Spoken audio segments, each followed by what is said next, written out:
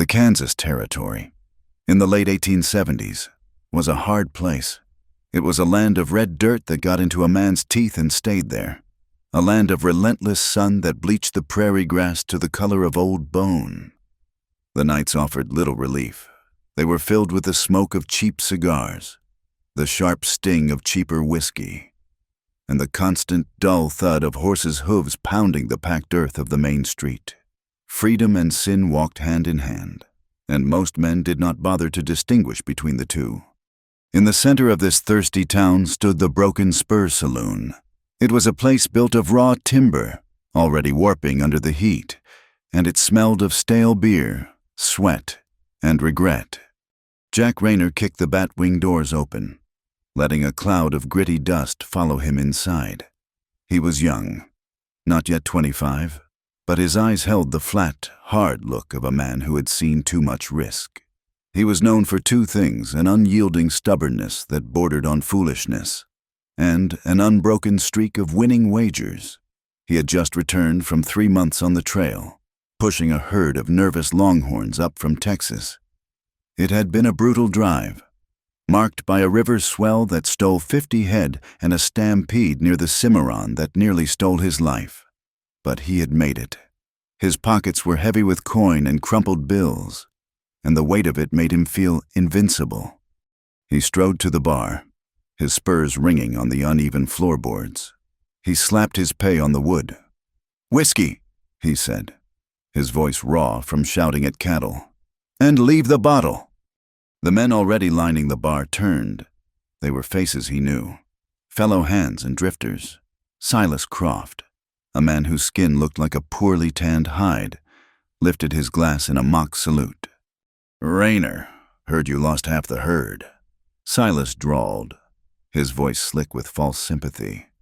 "You heard wrong, Silas," Jack replied, pouring a heavy measure. The liquor burned a clean path down his throat.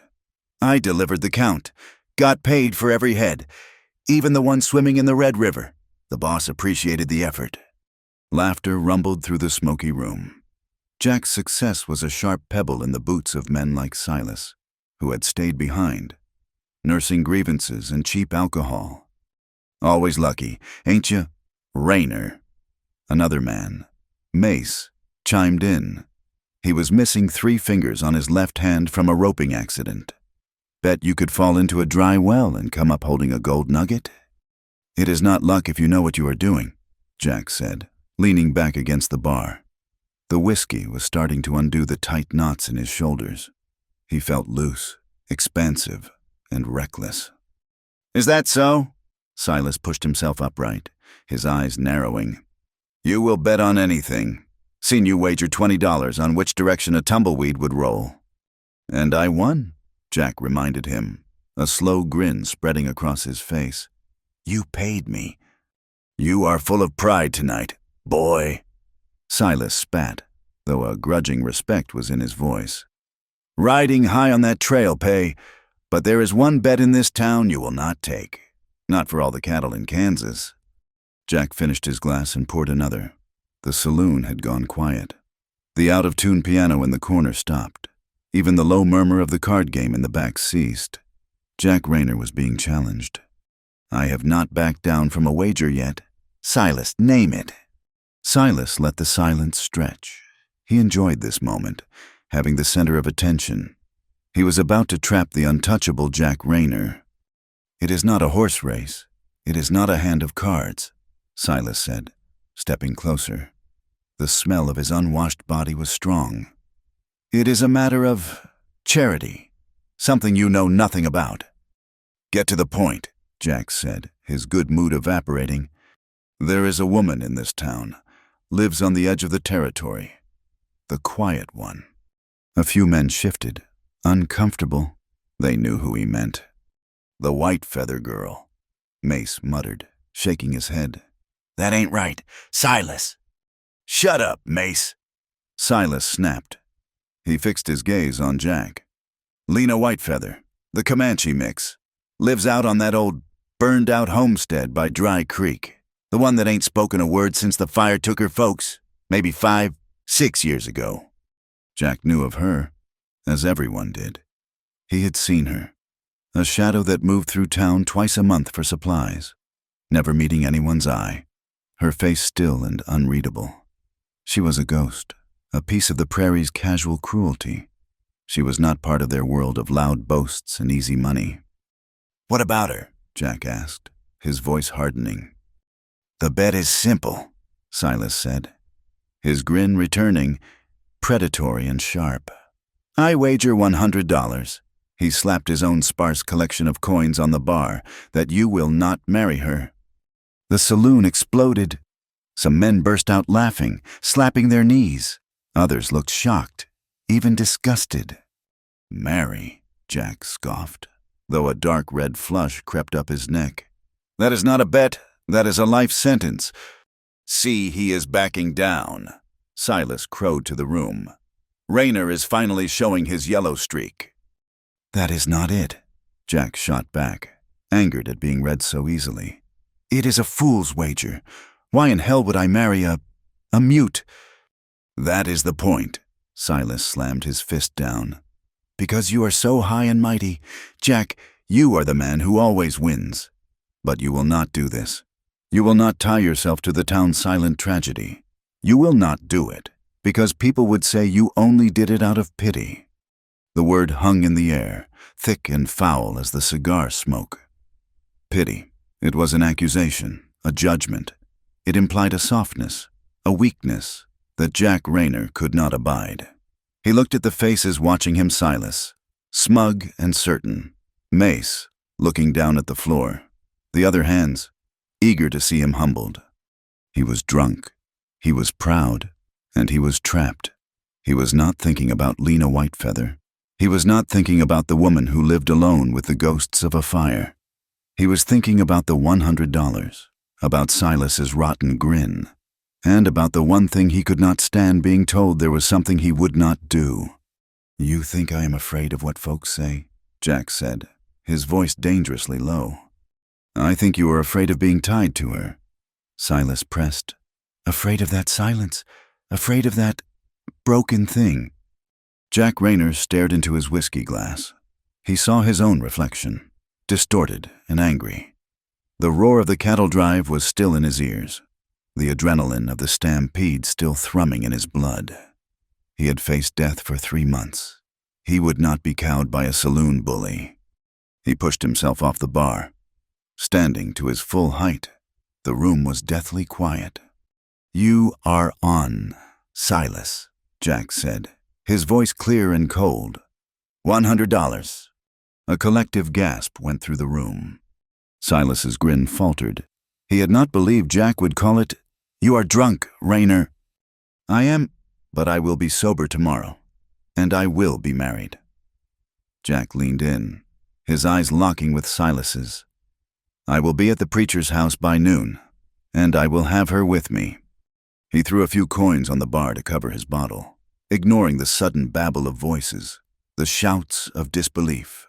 He turned his back on Silas and walked out of the broken spur. The batwing doors swung shut behind him, cutting off the noise. He stood in the darkness of the street, the prairie wind cool on his hot face. The enormity of what he had just promised did not settle on him. Not yet.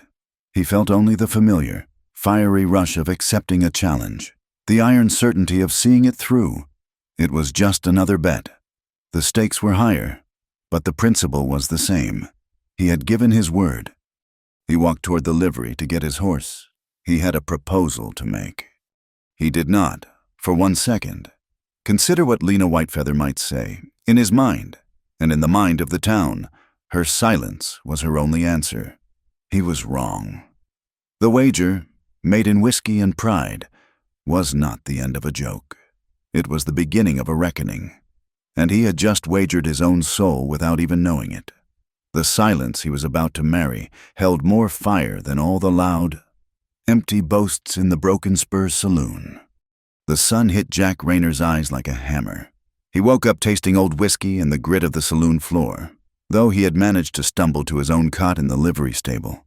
It was morning, maybe 6 o'clock, maybe 7. The light was unforgiving either way. His head throbbed with a dull, heavy beat. Then he remembered. The bet. A groan escaped him. Lo, an animal. He had not dreamed it. The smug, rotten face of Silas Croft swam in his vision. $100. Marry the quiet one. News in a town like this moved faster than a prairie fire. By the time Jack had splashed cold water on his face from the stable pump, the air was already buzzing. He was not just Jack Rayner, the lucky hand. He was the fool who had wagered his freedom. As he walked to the general store for coffee, he saw them, Silas and Mace and 2 or 3 others, already gathered on the boardwalk, smoking early cigars, waiting. They were not subtle. They grinned when they saw him, wide, mocking grins that said they knew he would back out. "Morning, groom," Silas called out, his voice scraping the air. "A fine day for a wedding, is it not?" Jack ignored him. He bought his coffee, the bitter heat scalding his throat, and walked back to the livery. His stubbornness, the very thing that had trapped him, now hardened his spine. He would not give Silas the satisfaction of seeing him break his word. He was angry. He was ashamed, but he was not a liar. He saddled his horse, the cinch pulled tight with sharp, jerking motions. He mounted and rode out of town, heading west. He did not have to ask where she lived. Everyone knew the spot. It was the last place before the territory gave way to nothing. A scar on the land known as the old White Feather Homestead. It sat near Dry Creek, a place that was true to its name 9 months of the year. The ride took him nearly an hour. The prairie was vast and empty, and it gave him too much time to think. He tried to justify his actions. It was a joke, a drunken boast. But the image of the woman's face, the few times he had seen her in town, kept interfering.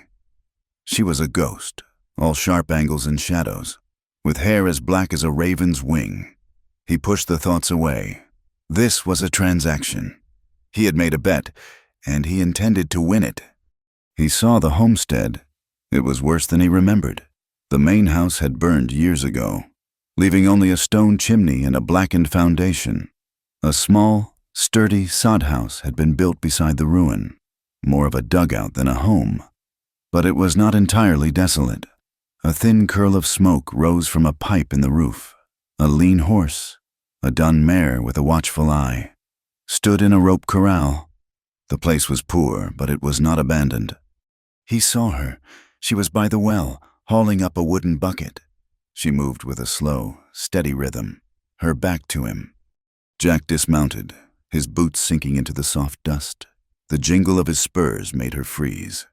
She turned. She was not what he expected up close. She was not a girl. She was a woman, perhaps his own age.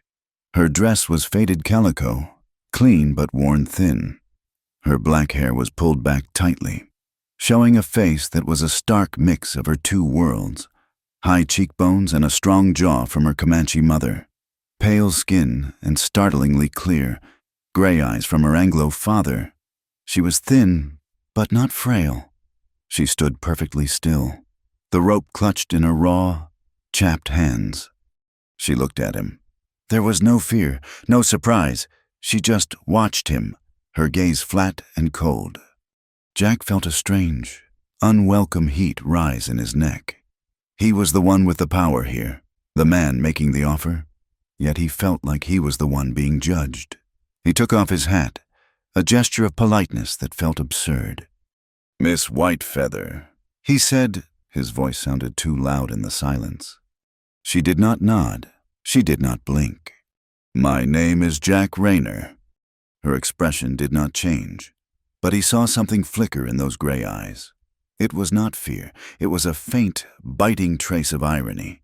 She knew who he was, and he realized, with a sudden, sinking feeling, she knew why he was there. The mockery was not just from Silas. It was in her eyes, too. She had seen the cruelty of Western men before.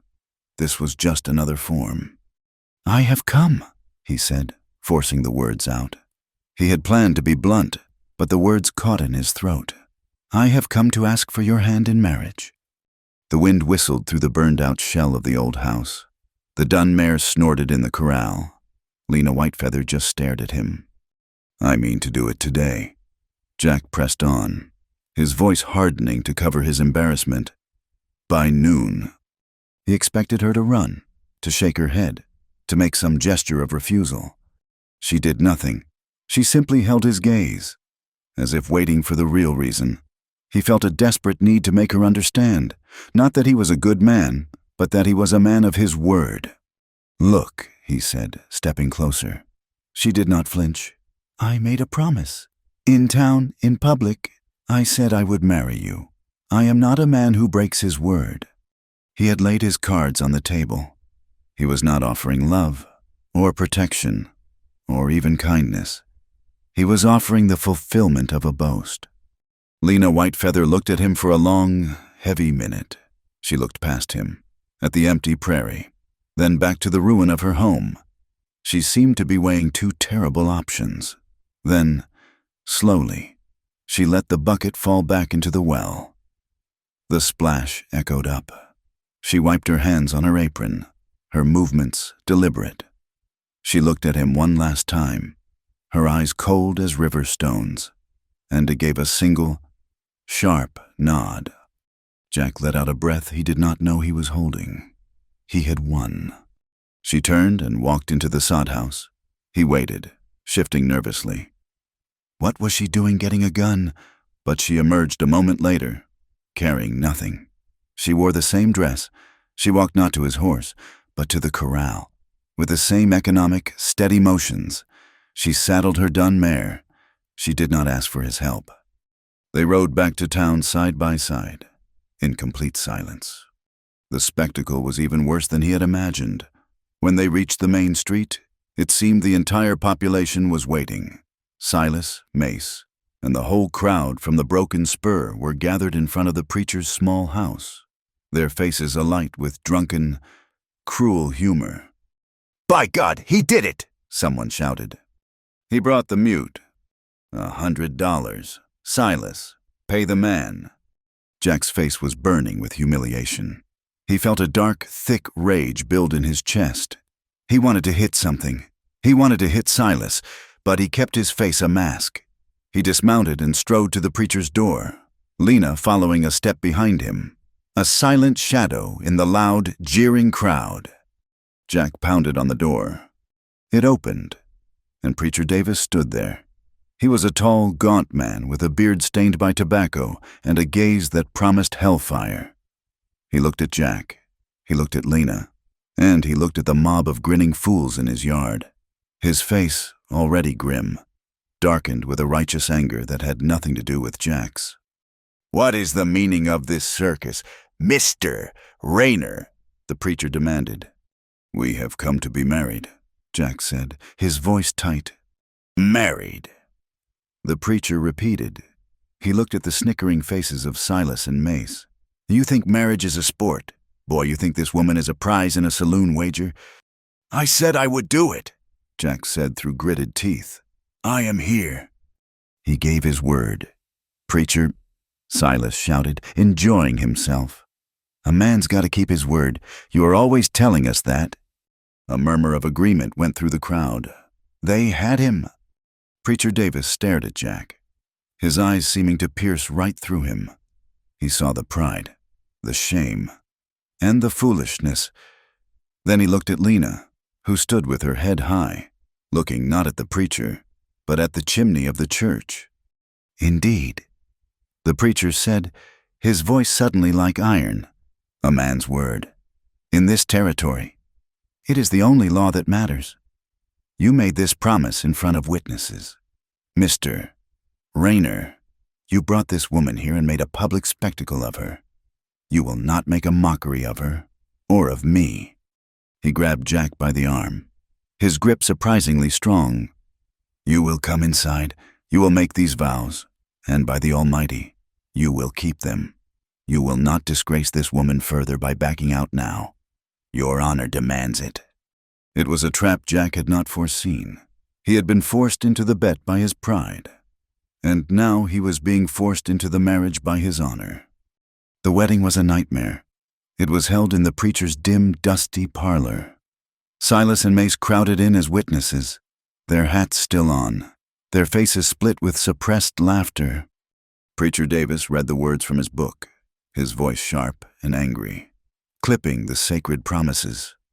"Do you, Jack Rayner, take this woman—" Jack stared at a crack in the plaster wall. His throat was dry. "I do." The preacher turned to Lena. "And do you, Lena Whitefeather, take this man?" The room went completely silent. The snickering stopped. Everyone leaned in. This was the moment. What would the mute do? Lena turned her head. She did not look at the preacher. She looked directly at Jack. Her gaze was not that of a victim. It was not soft, or frightened, or grateful. It was a clear, assessing, and devastatingly steady look. It was the look of someone who understood everything: the bet, the humiliation, his weakness. It was a look that stripped him bare. He felt, in that moment, that she was the one in control. After a long, terrible silence, she gave that same single sharp nod. "Then, by the authority vested in me," the preacher snapped, "I pronounce you man and wife. What God has joined, let no drunken fool put asunder. Now get out of my house." Silas burst out laughing and slapped a wad of crumpled bills into Jack's hand. "You won, Rayner. You won $100 for the quietest wife in Kansas." Jack did not even look at the money. He felt sick to his stomach. He turned, pushed past the laughing men, and walked out into the harsh afternoon sun. He heard her follow him. He was a married man. The ride back to the homestead was slower. The sun was setting, bleeding red and orange across the sky, making the burned-out chimney look like a jagged tooth against the light. Jack had not spoken a word. He did not know what to say. He had won his bet, but he felt a profound, hollow sense of loss. They reached the sod house. He dismounted, and she did the same. He followed her inside. It was one room, sparse but impeccably clean. A simple cot was in one corner, a rough-hewn table with one chair in the center. A stone fireplace took up the far wall. It was the home of someone with nothing, who took care of the nothing she had. Lena moved immediately to the fireplace. She laid new kindling, her motions fluid and practiced. "Well," Jack said, his voice echoing in the small space, "this is what it is." She did not look at him. She struck a match and lit the wood. A wave of anger and frustration washed over him. He was trapped in this desolate hole with a woman who would not even look at him.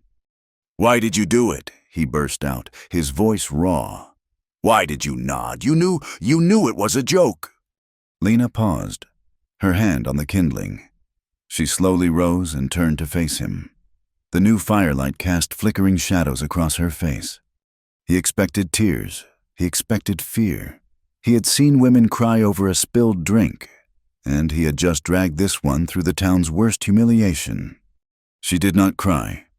Her face was calm. It was a stillness that was not empty, but ancient and heavy. It was the calm of a person who had already seen the worst thing that could happen, and had survived it. It was the composure of profound, unbreakable loss. She looked at him, and he saw in her eyes that she was not the one who was trapped. She had been free in her silence, in her ruin. He was the one who was caught, shackled by his own stupid pride and $100 bet. She turned away from him, took a pot, and filled it with water from the bucket she had hauled earlier. She began to prepare a simple meal, cutting vegetables into the pot. She moved around the small room as if he were not there. Jack sank onto a low stool by the door. The uncashed money from Silas suddenly heavy as lead in his pocket. He was married to a ghost who was stronger than he was. He watched her by the fire, her back straight, her hands steady. He realized this quiet woman was not weak at all. She was terrifyingly, impossibly calm, and her silence was the loudest thing he had ever heard. The first week of their forced marriage was a silent, suffocating hell. Jack woke each morning on his bedroll by the door, the floor hard and cold beneath him. He was always stiff, and he was always awake second. Lena would already be outside. her small, determined figure moving against the vast, pale sunrise. She was a creature of relentless routine. She tended her dun mare, checked the rope corral, and hauled water from the deep, stone-lined well. She seemed to be in a constant state of repair. The homestead was entropy itself, always trying to crumble back into the prairie, and she was the single, small force holding it at bay. She rechinked the sod house walls with mud and grass. She spent an entire day reinforcing the pulley mechanism over the well, her hands raw and chapped, but her movements economical and certain. Jack watched her, adrift. He was a man of action, a man who lived on horseback, who gave orders to cattle and other men. Here, he had no purpose. He was baggage. "I am going to ride the perimeter," he announced one morning, needing to fill the silence. Lena was scrubbing a pot with sand. She did not look up, nor did she acknowledge his departure. He rode out, angry and ashamed, circling the meager property, feeling like a guard on a prison he was also an inmate of. He tried to help. He saw her struggling with a heavy fence post near the corral. "Here," he said, moving to take it from her. "That is too heavy for you." She just dropped it. She stepped back, her face impassive, and gestured for him to proceed. He picked up the post, feeling the surprising weight of the waterlogged wood. He slammed it into the hole she had dug. He felt her eyes on him, assessing. He felt clumsy, loud, and unnecessary. She watched him work for a minute, as if studying a new, unpredictable animal, before turning to tend to her horse. He was trapped. The sod house was one room. They ate in that suffocating silence. She would hand him a tin plate of rabbit stew or boiled corn, her fingers brushing his, and he would flinch from the simple, accidental contact. He slept inches from her, separated by a chasm wider than the Kansas territory. He could smell her the scent of wood smoke, of the herbs she gathered by the creek, of clean soap. It drove him half mad. He was frustrated as a man, but he was more frustrated as a human being. He was living with a wall. The larder grew thin about 10 days into their arrangement. He had money in his pocket, the $100 from Silas, but he could not bring himself to spend it. He realized he had no idea how she had survived this long. He assumed she lived on flour and beans, whatever she could trade in town. One dawn, he awoke to true silence. The small sounds of her moving, of the fire being stirred, were absent. He sat up, his heart giving an odd, unwelcome lurch. The sod house was empty. Her cot was neatly made. He bolted outside. The dun mare was gone. She had left him. A flash of relief hit him, sharp and bright. He was free. He could ride back to the broken spur, tell Silas the bet was off, that the woman had fled. He could have his life back. But as he stood in the cold morning air, another, darker feeling crept in. She had fled, into the prairie, alone. He scanned the horizon. He was a fool. He was responsible for her. He had dragged her through the mud. He could not just let her wander off to die. He saddled his own horse with grim-faced determination. He was a good tracker. He had trailed cattle for months. He found her mare's tracks, faint prints in the hard, dry soil, heading north toward the rougher, broken land. He rode for an hour, the sun climbing, and his anger returned. He was chasing a ghost. Then he saw her, or rather, he saw her mare, tethered in a small ravine. He dismounted, tying his own horse, and moved forward on foot, his spurs muffled in the grass. He crested a small rise and looked down. Lena was below him. She was moving in a low crouch, parallel to a game trail. He froze, baffled. Then he saw what she held. It was not a rifle, it was a bow, a short, powerful-looking thing, beautifully made. He watched, his breath held. He had never seen anyone move like that. She did not seem to touch the ground. She flowed through the tall grass like smoke, her eyes fixed on something ahead. A small herd of pronghorn, maybe 4 or 5 of them, were grazing, nervous in the morning air. She moved with a patience that was inhuman. She would freeze for minutes at a time, just a shape in the grass. Then she rose in one fluid motion. The bow came up. She drew the arrow back. There was no sound, no wasted effort. The string vibrated, a low thrum on the air. One of the pronghorn, a young buck, leaped straight up and then fell, collapsing in a heap. The others scattered like dust. Jack stood there, his mouth slightly open. He had seen men shoot. He was a good shot himself. But this was something else entirely. This was not sport. It was the precise, lethal art of survival. He made his way down the slope, his boots crunching on the gravel. She heard him instantly. She spun, the knife she used for skinning already in her hand. Her eyes were not the cold, flat eyes of the homestead. They were alive, blazing with a wild, dangerous light. When she saw it was him, the light did not dim, but her hand lowered.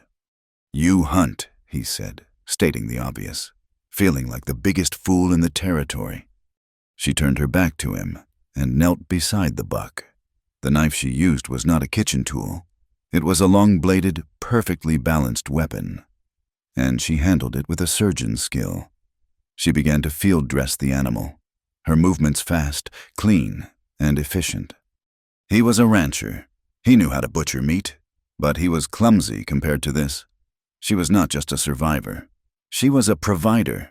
She, with her silence and her simple bow, was more capable of living on this land than he was with his rifle and his noisy pride. A strange, unwelcome wave of respect washed over him. It was a bitter taste in his mouth. He offered to help carry the meat.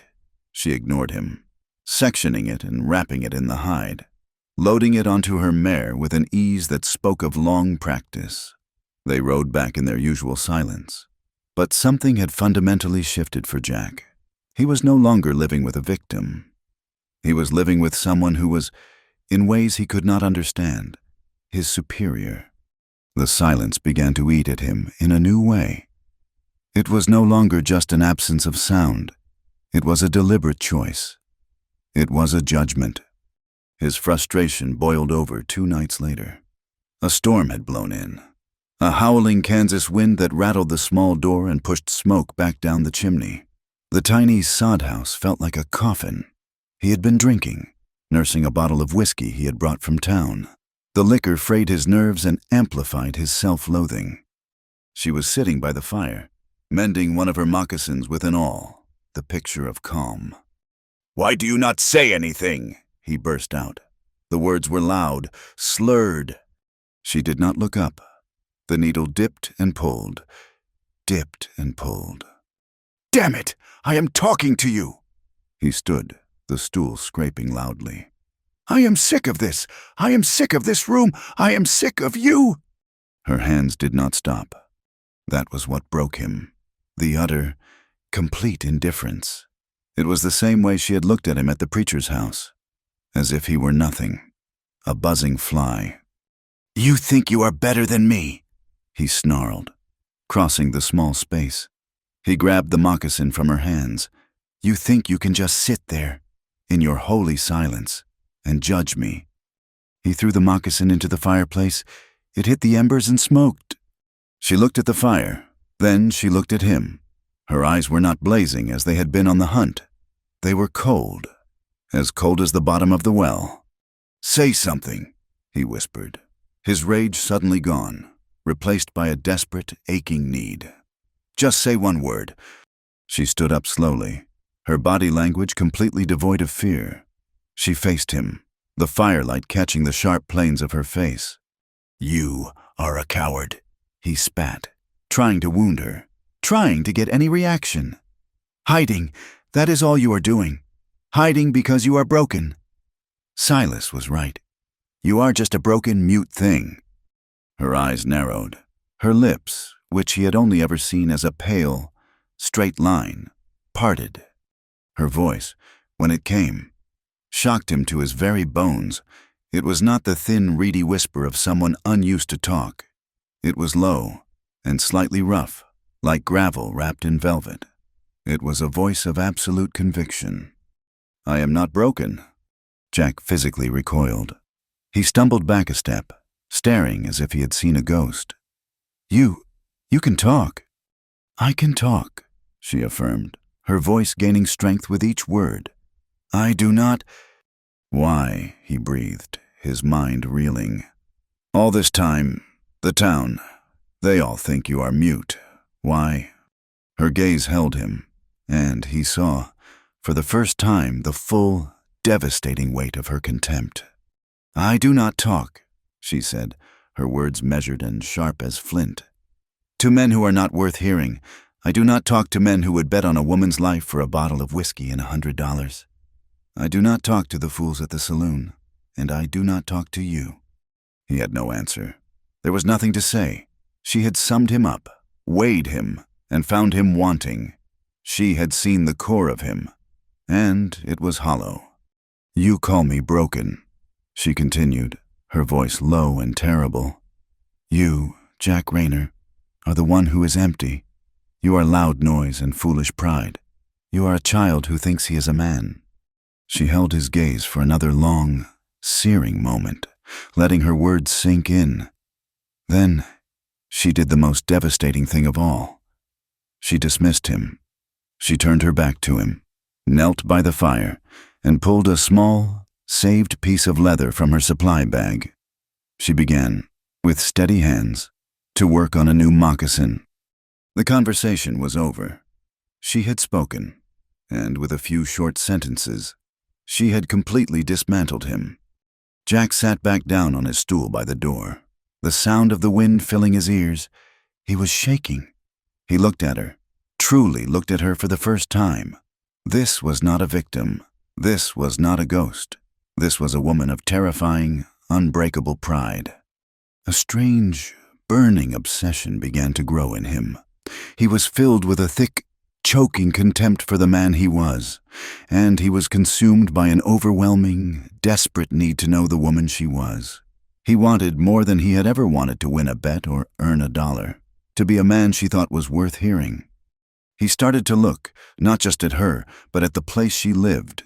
He started to pay attention. He walked the grounds, but this time, he was not pacing. He was searching.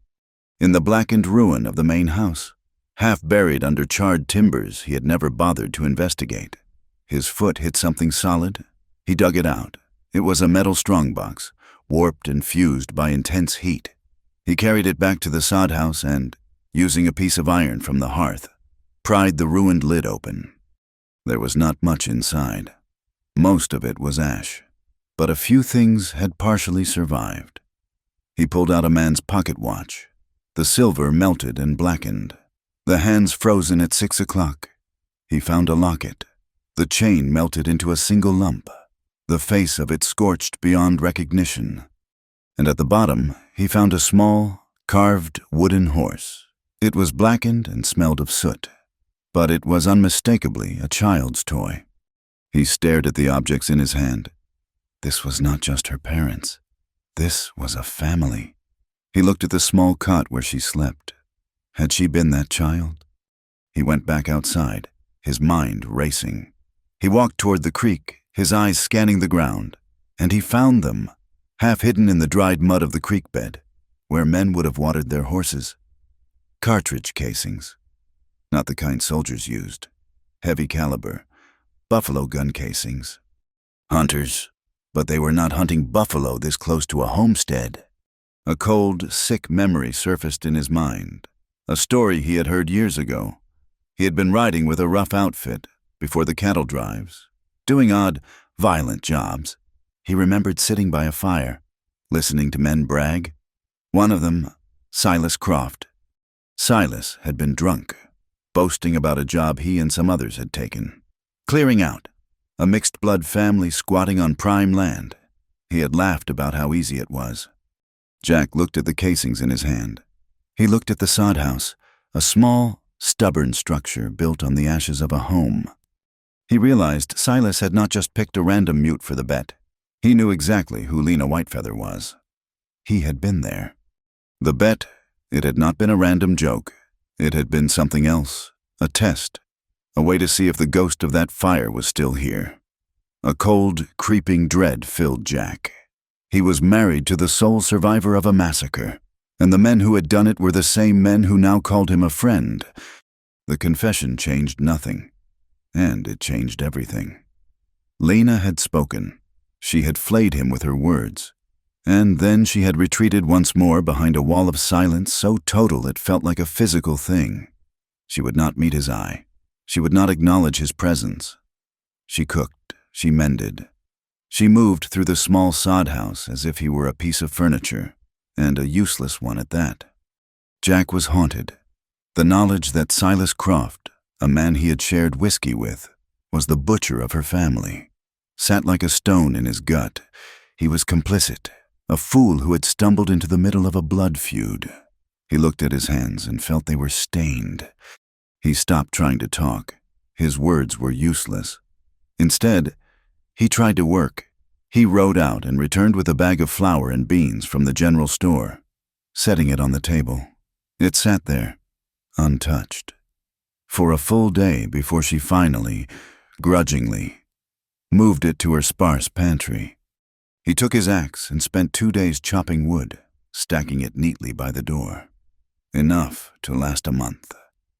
She used the wood without comment. He took his rope and the dun mare and rode to the nearest stand of timber, dragging back logs. He began, piece by agonizing piece, to repair the small, collapsing stable near the ruin. It was heavy, stupid work. He was building a barn for horses he did not own on land that was not his, for a wife who despised him, but it was the only thing he could think to do. He worked until his hands were bloody, until his back screamed, and he welcomed the pain. It was a penance. It was the only thing that kept him from riding back to town and shooting Silas Croft in the face. He knew, instinctively, that doing so would only make things worse. It would be his violence, not hers. The nights were the worst. The wind in Kansas was a living thing. It never stopped. It moaned around the corners of the sod house, a low, grieving sound that scraped his nerves raw. And through the wind, he heard her. The first time, it was a sound so soft he thought he had imagined it, a sharp intake of breath, a muffled sob. He sat up on his bedroll. In the dim light from the dying embers, he saw her, across the small room, her back to him, her shoulders rigid. She was not asleep. It happened again 2 nights later. This time it was a word, choked off. "Asa," she whispered into the darkness. "Run!" His blood went cold. He remembered the small, charred wooden horse. He remembered her voice in the stable. "My little brother." He lay there, paralyzed, a helpless witness to a grief he could never understand. He saw her, silhouetted against the dying fire, and he knew she was not dreaming. She was reliving. The whistle of the wind was the sound of hoofbeats. The smell of the wood smoke was the smell of her home burning, of her family dying. He was a man trapped in a house of ghosts, married to the one who had survived. He had to make her see. He was not one of them. He had to try. The next evening, while she stirred a pot over the fire, he quietly placed the small, blackened wooden horse on the table. She did not turn around, but her body went utterly still. The spoon stopped moving. The only sound was the bubble of the stew and the ever-present wind. "I found this," he said, his voice quiet, hoarse. "In the ruin. I thought you might want it." She turned, slowly. Her face was not the cold, impassive mask he was used to. It was a canvas of such profound, cold fury that he instinctively took a step back. He had not just made a mistake. He had committed a sacrilege. She looked at the small toy on the table. She looked at him. She did not speak. Her eyes, those pale gray stones, told him everything. He was a trespasser, a gravedigger, a white man, picking through the bones of her past. She walked to the table. She picked up the horse. Her hand was shaking, just slightly. She walked to the door, opened it, and threw the toy with all her strength into the black prairie night. She closed the door, walked back to the fire, and resumed stirring the pot. He had never felt so ashamed or so utterly alone. The sandstorm began 3 days later. It did not start as a storm, but as a change in the light. The sun at midday turned a sick, greenish yellow. The wind, usually a steady roar, died to an eerie, oppressive hush. Jack had been working on the stable roof. He stopped, tasting the grit in the air. He looked to the north. The horizon was gone. In its place was a solid, churning wall of brown, a mile high, moving toward them. It looked like the entire world was unraveling. "Lena!" he shouted, jumping down from the roof. He ran to the sod house. She was already outside, her eyes on the approaching wall. She was not panicked. She was focused, her face grim. She was already at the rope corral, trying to get a bridle on her terrified dun mare. His own horse was stamping and rearing at the far side. "A duster!" he yelled, stating the obvious. "We have to get the horses into the house." "No," she said. Her voice cut through the rising wind, sharp and certain. It was the second time she had spoken to him in days. "They will suffocate. The stable." "That thing will not hold," he shouted, gesturing to his half-finished repair. "It will hold better than this," she yelled back. The wind was a freight train now, tearing at their clothes, blinding them with the first wave of sand. The air! They need the air! He understood. The sod house was too tight. They would die of dust inhalation. The stable, with its gaps and cracks, was their only chance. The world went dark. It was not like night. It was like being buried. The sun was extinguished, and the air turned to a solid, screaming mass of dirt. It was impossible to breathe, impossible to see. "Jack!" Her voice was a thin cry, barely audible. He lunged toward the sound, grabbing her arm. He felt her shove a rope into his hand. His horse. "To the stable go!" she shrieked. He pulled, his horse fighting him, blind and crazy with terror. He stumbled, falling to his knees, but held the rope. He could not see the stable. He navigated by memory, one hand in front of his face, the grit already sealing his eyes shut. He felt the rough wood of the wall, found the opening, and hauled his horse inside. The animal screamed, a high-pitched sound of pure panic. He heard another horse, already inside. He felt Lena stumble in behind him, dragging the door closed, or as closed as it would get. It was a flimsy piece of wood, and the wind tore at it, but it held. The darkness inside was absolute. The noise was deafening. It was not just wind, it was the sound of a million small stones, of the prairie itself, scouring the world clean. It sounded like the stable was being ripped apart, board by board. The air was thick, choked with fine silt that burned the lungs. Jack coughed, a dry, racking sound. The horses were the worst part. They were screaming, kicking the thin walls, rearing in the tiny space. "Hold your horse!" he yelled, his voice swallowed by the din. "I am," she cried back. He heard her, a low, murmuring sound, speaking to her mare, not in English. It was a soft, flowing language he did not understand. She was comforting the animal. He felt a bitter sting of jealousy. She gave her voice to her horse, but not to him. He tied his own horse's reins short, bracing himself against the wall. The dust was coming in everywhere, a fine, suffocating powder that covered his skin, his hair, his teeth. Hours passed. Or maybe it was minutes. Time had ceased to mean anything. There was only the roar, the darkness, and the struggle to breathe. One of the horses, his own gelding, kicked out, striking a main support beam. The sound was a sharp crack over the howl of the wind. The roof groaned. A shower of dirt and straw fell on them. This was it. They were going to be buried alive. The thought hit Jack with a cold, sharp certainty. He was going to die here, in this forgotten hole, next to a woman who hated him, because of a bet. The sheer, stupid irony of it broke something inside him. All his pride, all his anger, it just evaporated, leaving only a raw, animal fear. "I am sorry," he yelled into the blackness. He did not even know if she could hear him. "I am sorry." He waited. The wind howled. He heard the horses stamp. Then, her voice so close it made him jump. "You are not sorry. You are scared." She was right. He was terrified. His confession was not for her. It was for him. A last-ditch plea to a God he did not believe in. "I am," he admitted, his voice cracking. The dust was like sandpaper in his throat. "I am scared. Are you not?" He heard her shift, moving closer. He could smell the wood smoke in her clothes, even over the smell of the dust. A long silence, filled only by the storm. "I have been more scared," she said at last. Her voice was flat, devoid of emotion. The simple, terrible statement landed on him. Of course she had. This was just a storm. She had survived a massacre. "The fire," he said, his voice a hoarse whisper.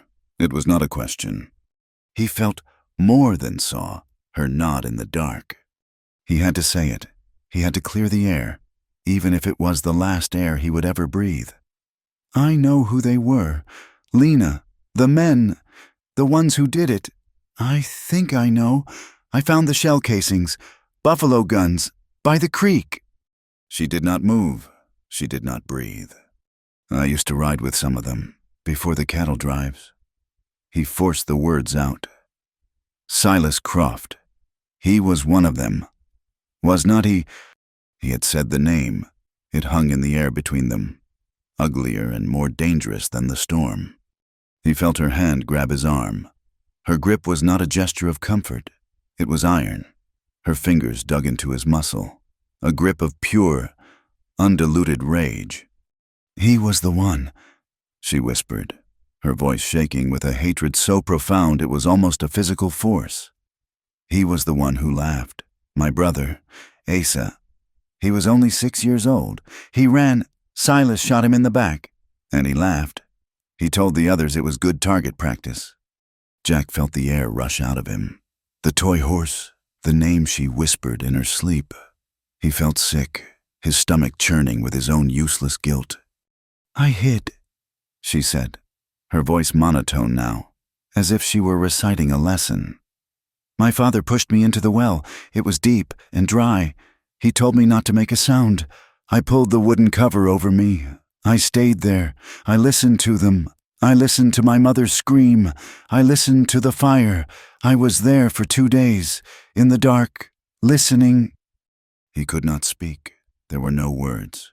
His whole life, his boasts, his bets, his pride, it all shriveled into a pathetic, meaningless speck of dust. "I did not know," he whispered. It was the weakest, truest thing he had ever said. "You are white," she spat. The word, a curse. Her grip tightened on his arm, her nails breaking the skin. "You all know. You just choose not to see it.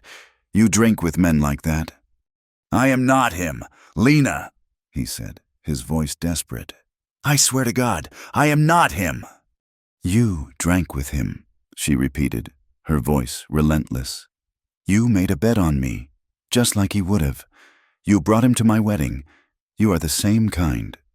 "I am not," he yelled, his voice breaking. He grabbed her arm, his own grip as desperate as hers. "I am not. I was a fool. I was empty." "You were right. You said I was empty, and you were right. But I am not him." They knelt there in the absolute darkness, clinging to each other in a desperate grip that was half violence, half survival. The wind screamed, and the stable shuddered. But for the first time, they were not alone. They were two people at the bottom of the world, defined by a shared, terrible truth. He realized something. A cold, sudden thought. You knew. At the preacher's, when Silas was there, laughing, you recognized him. Her breathing hitched. "I knew him." "And you still nodded. You still married me. Why?" he asked, his mind reeling. "Why would you do that?" She was silent for a long time. The wind seemed to be pulling back, its highest shriek lessening to a deep, mournful howl. "I did not marry you to be safe, she said at last, her voice raw. "I have not been safe one day in my life. I married you because I saw him, and I saw you, and I knew something was changing." It was time to stop hiding in the well. He was stunned. She had not been a victim. She had been a warrior. She had seen her enemy. And she had seen a tool, a loud, stupid, prideful tool. Him. He let go of her arm. She let go of his. The rage had passed, leaving a strange, vibrating calm. He realized she understood him. She had seen his emptiness, his bluster, his desperate need to prove himself. She knew him better than he knew himself. And she was still here. He reached out, slowly, his hand moving through the dusty darkness until his fingers brushed her hand. She did not pull away. She did not take his hand. She just let him be there. They sat that way for hours, shoulder to shoulder, not speaking. The hate that had been a wall between them had not vanished, but it had changed. It had burned down to something else, a complex, shared understanding, a simmering, dangerous fire. As dawn, or what passed for it, finally came, the wind died. The roar faded to a moan. Then a whisper. A pale, sick light filtered through the cracks, illuminating a world transformed. Everything was covered in a thick blanket of brown dust. They were caked in it, like statues brought to life. Jack turned and looked at her. Her black hair was gray with silt. Her face was a mask of dirt. But her eyes were clear, and they were looking directly at him. The fire was lit. It was not love. It was something far more raw and powerful. It was recognition, and for the first time, she did not look away. The world after the duster was a dead brown thing. It took them the better part of a day just to dig themselves out. The stable roof had partially collapsed, but the main beams, the ones Jack had reinforced, had held. The horses were wild-eyed and trembling, their coats matted with filth. But they were alive. The sod house was buried, the door blocked by a drift of fine silt 3 feet deep. They worked together, wordlessly, with a grim efficiency. The silence was different now. It was not the hostile, empty void of before. It was a shared, heavy blanket of exhaustion and unspoken truth. They dug out the door, cleared the chimney, and hauled water from the well, which was miraculously clear, its heavy stone cover having saved it. Jack watched her. She moved with the same steady, economical grace. But he was seeing a different woman.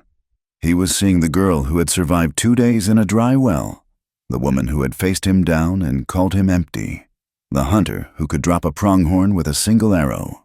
He felt a profound, aching respect that was as painful as it was new. He had to go to town. The storm had finished what little supplies they had left. He needed flour, salt, and more importantly, he needed rifle cartridges. A deep, cold dread had settled in him since Lena's confession.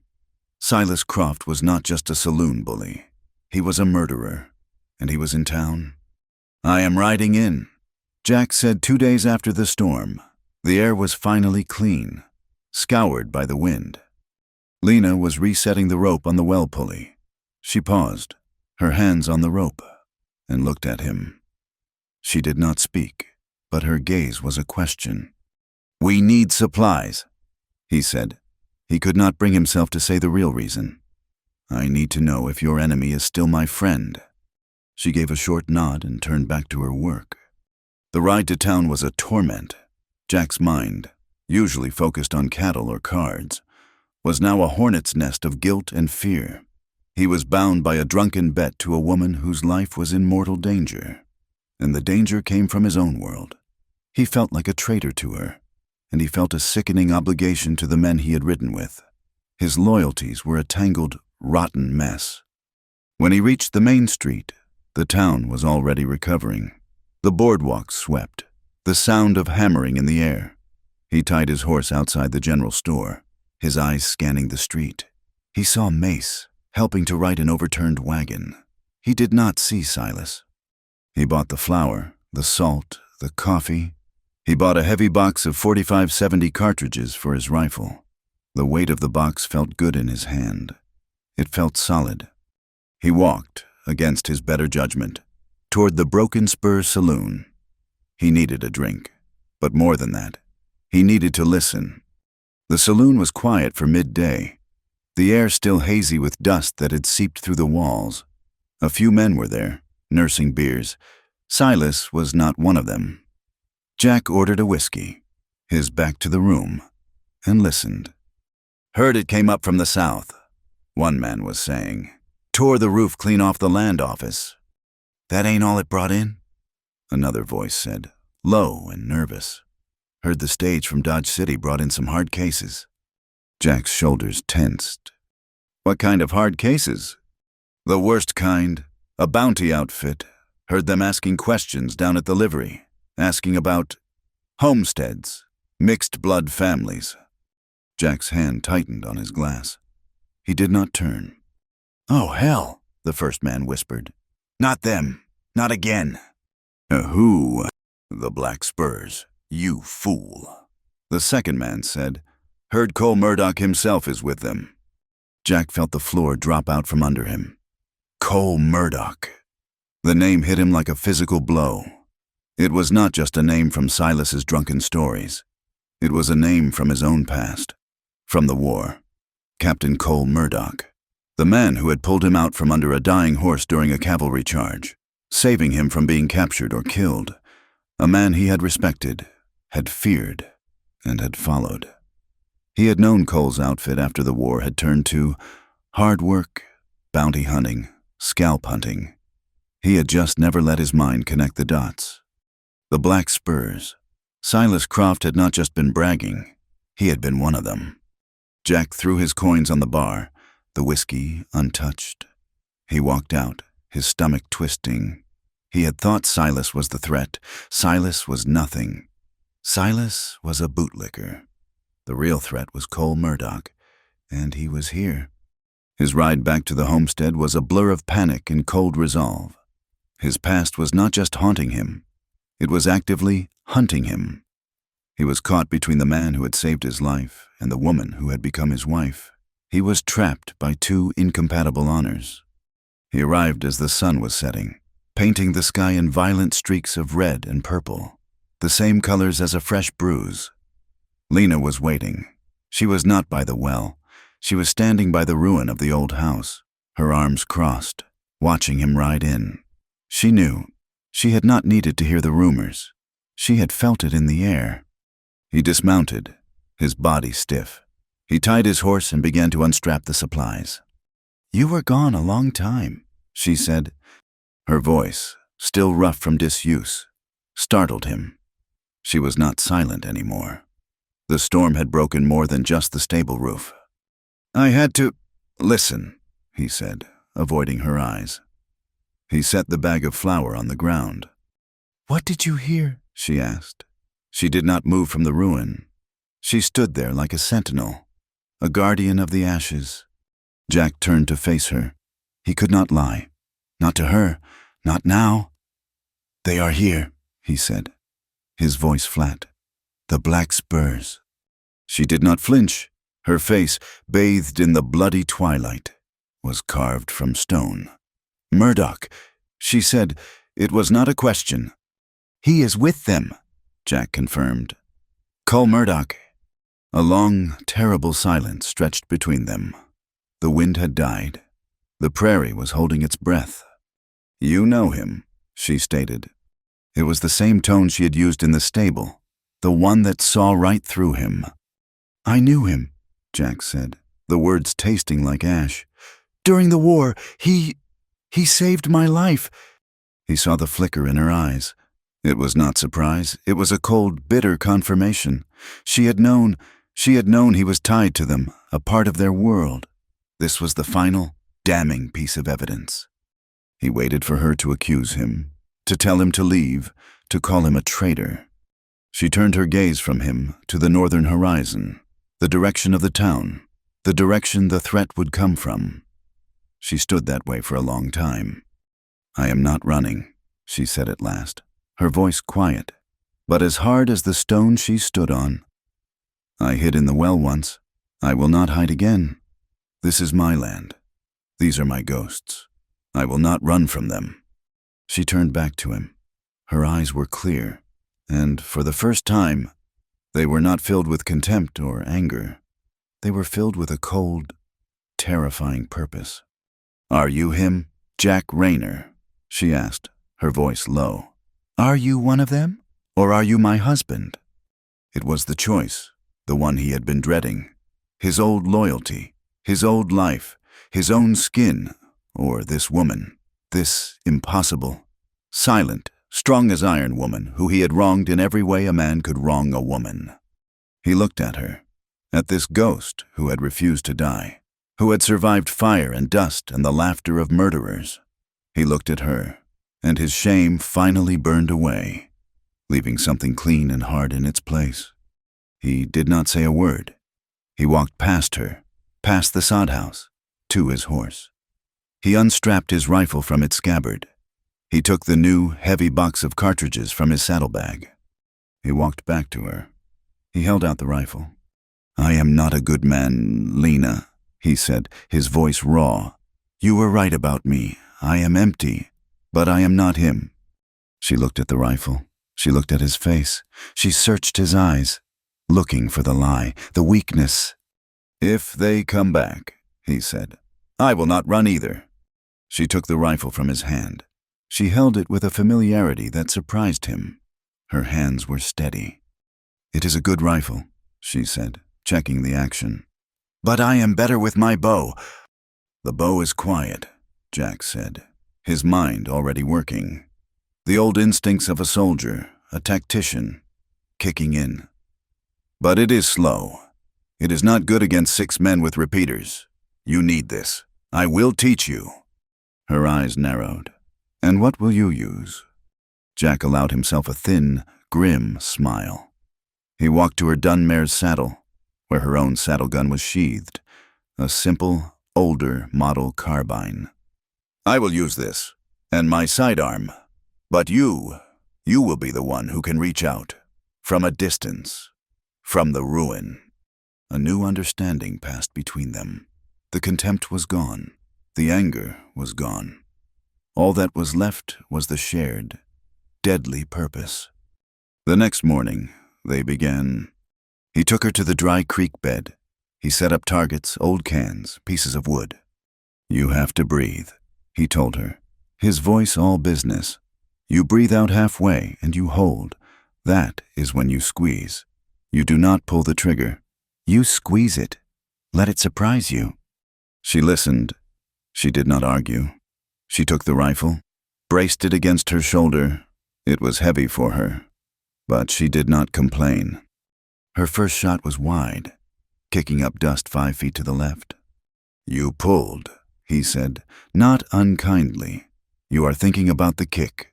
Do not think, just breathe and squeeze." She reloaded. She breathed. She squeezed. The can jumped. He watched her. She was a natural.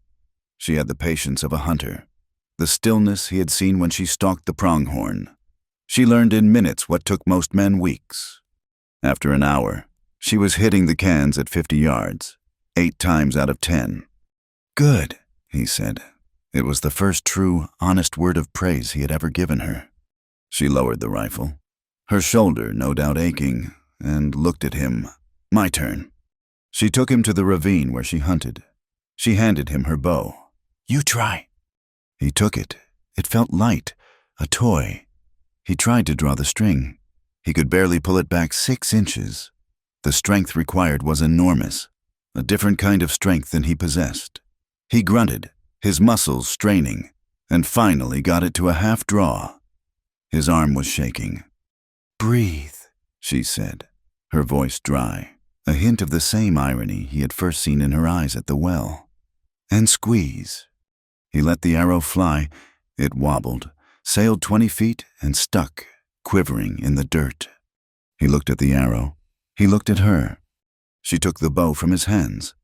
In one fluid, effortless motion, she drew the string back to her ear, held it for a solid, unmoving second, and released.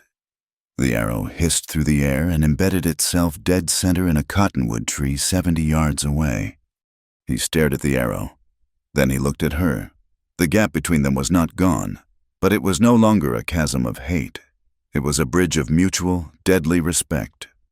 "All right," Jack said, rubbing his aching shoulder. "You take the rifle. I will stick to what I know." He picked up her carbine. "Let us go back. We have to map out the sight lines from the ruin. They will come from the north. We have to be ready." They walked back to the homestead. Side by side. They were not friends. They were not lovers. They were two soldiers, preparing for a war. And for the first time since he had staggered out of the Broken Spur saloon, Jack Rayner knew exactly who he was. He was the man who was going to stand his ground. He was, in the only way that mattered, her husband. The waiting was its own kind of war. 3 days passed since Jack's return from town. 3 days of a sky that was too clear, a sun that was too bright. The scoured world felt brittle, as if it could shatter with a single gunshot. He and Lena moved in a new, shared rhythm. They were no longer two people trapped in a room. They were a garrison of two. They ate their meals of jerky and cold biscuits quickly, their eyes constantly scanning the northern horizon. They spoke only of necessities. How much water was in the well? How many cartridges were left for each rifle? Who would take the first watch? Jack had taken the night watches, letting her sleep. He would sit on the ruined foundation of her old home, her father's carbine across his knees, and watch the stars. He would listen to the immense, crushing silence of the prairie. He thought of Cole Murdoch. He thought of the man who had charged beside him, who had laughed in the face of cannon fire. He thought of the man who had hunted children for sport. He could not make the two images fit, and he realized, with a cold sickness, that they were not two images. They were one and the same. Lena used the daylight. She spent hours in the ruin of the main house, the stone chimney, her sniper's nest. She had Jack move rocks, creating small, defensible positions. She was not just a hunter, she was a strategist. She knew this ground, every dip and hollow, every line of sight. This was her home, and she intended to make them pay for every inch of it. The respect he felt for her had deepened into something else, a fierce, protective awe. He found himself watching her, the way she moved, the set of her jaw. He was no longer obsessed with her silence. He was in awe of her strength. He had thought he was marrying a broken thing, and he had found the only unbreakable person he had ever known. It happened on the evening of the third day. The sun was falling, a great bleeding wound on the western horizon. It cast long, distorted shadows, painting the prairie in shades of orange and blood red. Lena was in the ruin. Jack was by the sod house, checking the cinches on both horses. He did not know if they would run, but he intended to have the choice. He saw her first. She did not call out. She simply stiffened, her body a rigid line against the crumbling stone. She lifted her hand, palm out, a signal. Jack looked north. At first, it was just a haze, a disturbance in the red-gold light. Then, the haze resolved itself into shapes. 5 riders. No, 6. They were not moving fast. They were not charging. They were ambling. A slow, confident procession, as if they were riding into town for a drink. They were masters of this world, and they had all the time in it. A thin tendril of smoke rose from their position. They had stopped, perhaps a half-mile out, just beyond effective rifle range. They were making camp. They were going to wait for the dark. "Get to the stable," Lena's voice called, low and clear from the ruin. "Take the horses. Stay in the shadow. They might not have seen you." "I am not hiding," Jack said, his hand moving to the revolver on his hip. "Do not be a fool," she snapped. "This is not a saloon brawl. It is a war. Do as I say. They will come to the house. Let them. You will be at their flank. I will be at their front." He saw the brutal logic in it. He hated it. He hated leaving her in the ruin, the primary target. But she was right. He untied the horses, his heart a cold, heavy drum in his chest. He led them, walking backward, his eyes fixed on the riders, into the deep shadow of the stable he had rebuilt. From here, he had a clear view of the sod house and the ruin. He was, as she had said, on their flank. The light continued to die. The red faded to a deep, bruised purple. And then, one rider detached himself from the group. He rode forward, slowly, his hand raised, palm out, a parley. Jack's blood ran cold. He knew that posture. He knew that rider. "Stay down, Jack," Lena's voice commanded. "He is mine. I have him in my sights." "No," Jack whispered, his voice raw. "Not yet. That is him. That is Cole." He stepped out of the shadow. He had to. This was his reckoning, not hers. He walked into the open space between the stable and the sod house, his carbine held loosely at his side. He was exposed. The rider stopped, maybe 50 yards out. He sat his horse, a big black stallion that seemed carved from the twilight, even in the gloom. Jack could see the man's frame, broad-shouldered, impossibly straight. He wore a long gray duster and a flat-brimmed hat. Jack Rayner. The voice called. It was not a shout. It was a clear, conversational tone that carried with an officer's authority. "By God, I did not believe it. I truly did not." Cole Murdoch swung down from his horse. He did not tether it. The animal stood, perfectly still. He pushed his duster back, revealing the 2 matched revolvers on his hips. He began to walk forward. "That is far enough. Cole!" Jack called out, his voice sounding thin to his own ears. He raised the carbine, though he did not aim it. Cole stopped, maybe 30 yards away. He chuckled, a low, dry sound. "Still jumpy, I see. Still the nervous recruit. I pulled you out from under a dead horse. Jack, have you forgotten that so quickly?" "I have not forgotten." Jack said, "What do you want?" "Cole." "What do I want?" Cole spread his hands. "I am a simple man. I am here for a piece of property that was stolen from me. A survivor of a little misunderstanding. Years ago, I heard she was hiding out here, living in the dirt. I am here to collect her." "She is not property," Jack said, his knuckles white on the carbine. "And she is not going anywhere." Cole's head tilted. He was smiling. Jack could hear it in his voice. Oh, Jack, you have been out here too long. You are breathing in the dust. You are playing house with a half-breed ghost." "She is my wife." The words hung in the dead air. Jack had said it. He had claimed it. Cole Murdoch went still. The friendly, mocking tone vanished. "What did you say?" "She is my wife," Jack repeated, louder this time. "You will not touch her." Cole stared at him. He looked past Jack, at the sod house, at the ruin. He seemed to be piecing something together. Then he laughed. It was not a chuckle. It was a loud, sharp, barking laugh that echoed off the ruin. "Your wife," he roared. "You married to her, oh, this is richer than I could have dreamed." "Ride out, Cole," Jack said, his voice shaking with a rage he could barely control. "Ride out, and do not come back. You are not in a position to give orders. Boy!" Cole snapped, his voice turning to ice. "You are in my way. You, who I saved. You, who rode with my men. You would stand against me for her." "She is the one who survived," a new voice cut in. "Lena." She had stepped out from the ruin. She stood on the foundation, the long rifle in her hands, a figure of pure, righteous judgment in the last light. Cole turned his head to look at her. He showed no surprise. He merely appraised her, as he would a horse or a weapon. "So," Cole said, his voice soft, almost admiring. "The ghost speaks. I knew you were alive. I've been looking for you for 6 years. You were a loose end.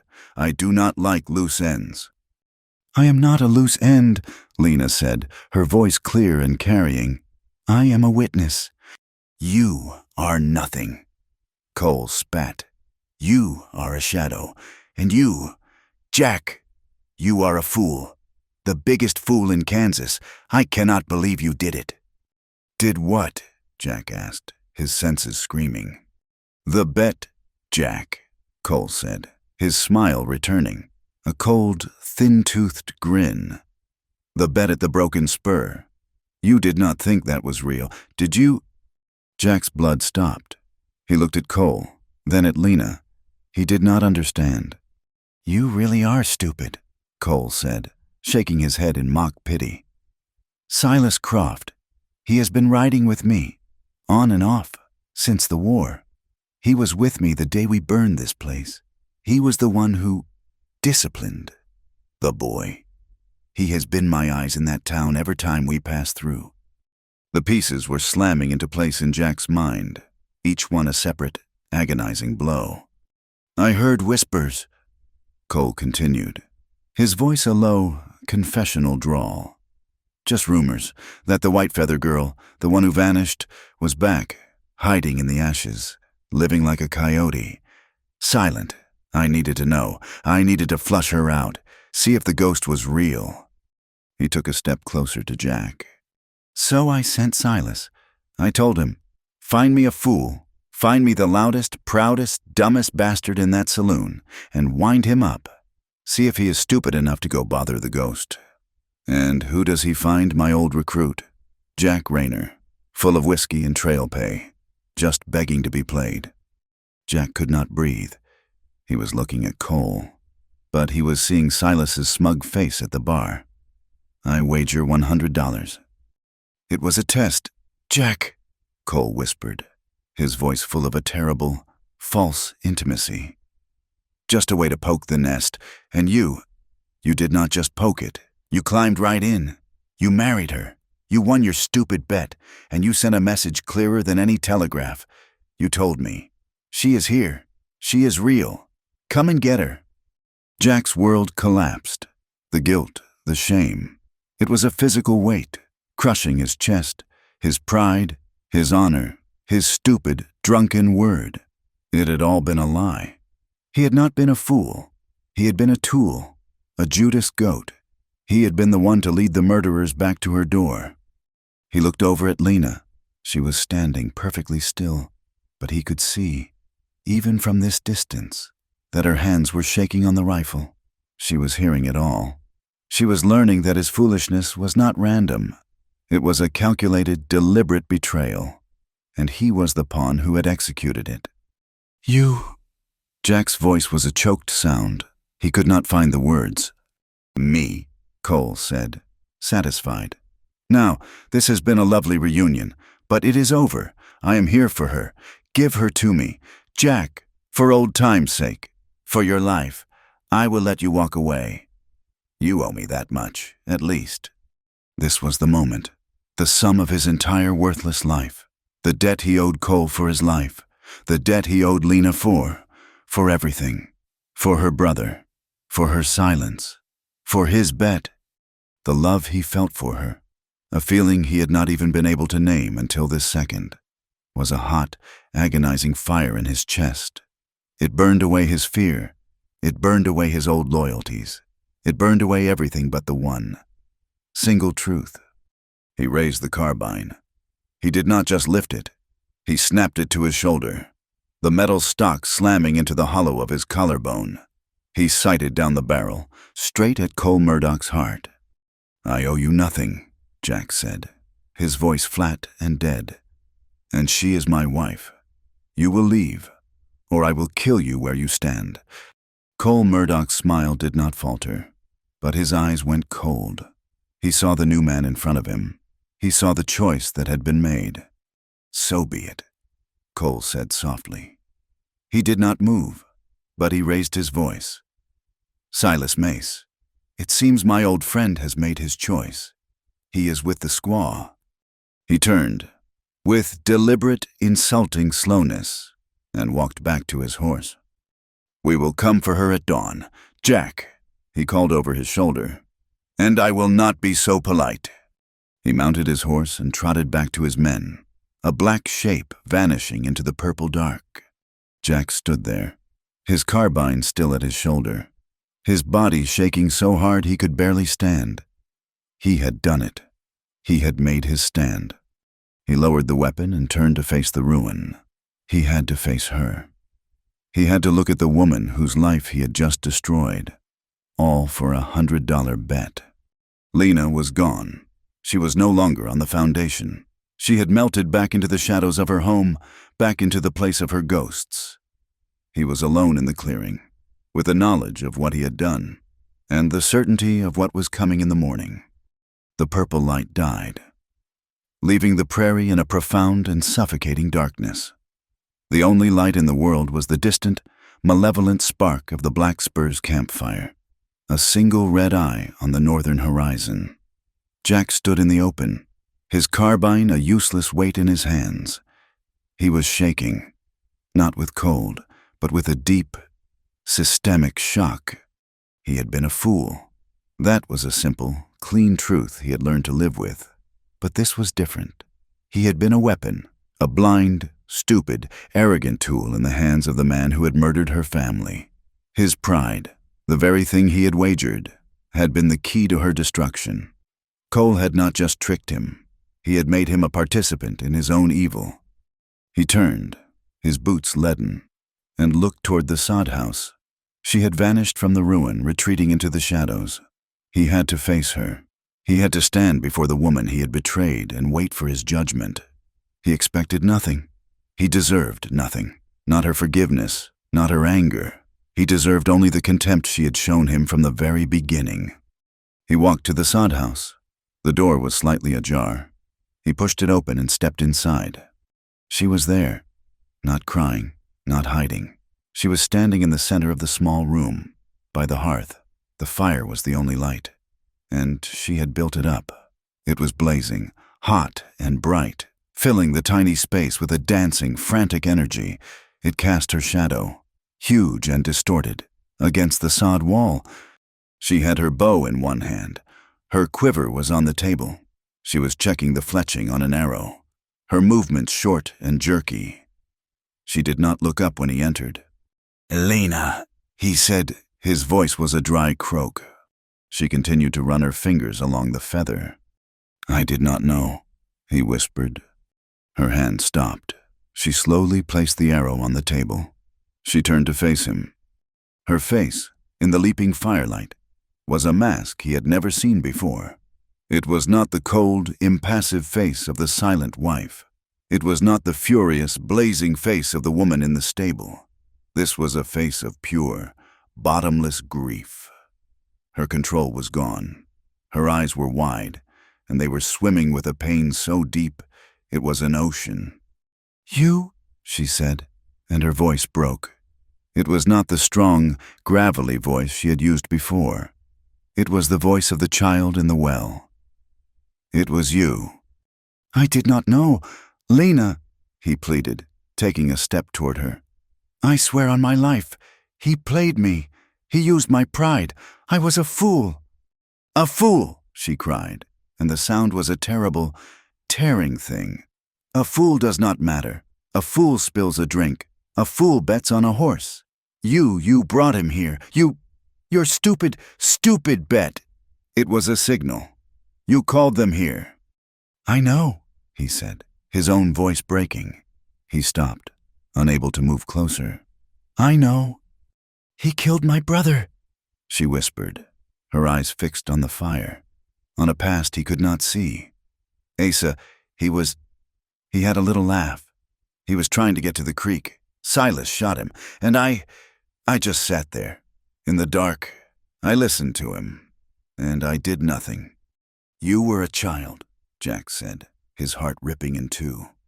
"And you were a man," she shot back, her gaze snapping to his. "You were a man drinking with him. You were a man laughing with him. You were him. You were just weaker." The truth of it hit him. She was right. He was a weaker version of Cole Murdoch, a man driven by the same stupid pride, the same carelessness for others. "I am so sorry," he said. The words were pathetic. They were dust. "Lena, I am sorry for all of it. For the bet, for your brother, for being the man I was." He had no right to ask for anything. He expected her to raise the bow, to tell him to get out, to leave her to her fate. "Run," he said suddenly, the words tumbling out. "Take the mare. She is fast. You can be miles from here before they even know you are gone. Ride south. Do not stop." She stared at him, her expression unreadable. "I will stay," he said, his voice gaining a desperate, thin strength. I will slow them down. I will make them think you are still here. It is the only thing I can do. I can buy you an hour, maybe 2. Go, Lena, please, live." She looked at him for a long, heavy minute. The fire crackled, spitting embers onto the hearth. "No," she said. "Do not be a fool," he yelled, his terror for her overriding his shame. "You cannot fight them. They are 6 men. They are killers. I was one of them. I know what they can do. You will not survive this." "I am not running," she said, and her voice was changing, the broken child vanishing, the iron returning. "I am not hiding in the well. I am not riding south. This is my home. This is where he died." "Then I am staying," he said. It was not a choice. It was a fact. "I am staying with you." "Why?" she asked, her voice soft, but laced with a final thread of venom. "To clear your conscience before you die, to prove you are not a coward." "No," he said, and he finally met her gaze, his own eyes burning. "I am staying because you are my wife, because I will not leave you. I cannot—" The unspoken word hung in the air between them. Love. It was a word neither of them had ever used, a concept that had no place in their world of dust and survival. But it was there. It was the only thing in the room that was real, more real even than the fire, more real than the threat of death at dawn. He had dragged her through humiliation. He had been her betrayer. And in that, he had become the only person on earth who truly saw her. And he loved her for it. He loved her for her strength, for her silence, for the fire that lived in her when the world had tried to turn her to ash. She saw it in his eyes. He saw her recognize it. Her face crumpled. The iron, the anger, all of it dissolved. She was just a woman, pushed past the point of all endurance, who was going to die with the sun. She took a single shuddering step toward him, and then another. She did not stop until she was standing directly in front of him, so close he could feel the heat radiating from her skin. She looked up at him, her face stained with tears she would not let fall.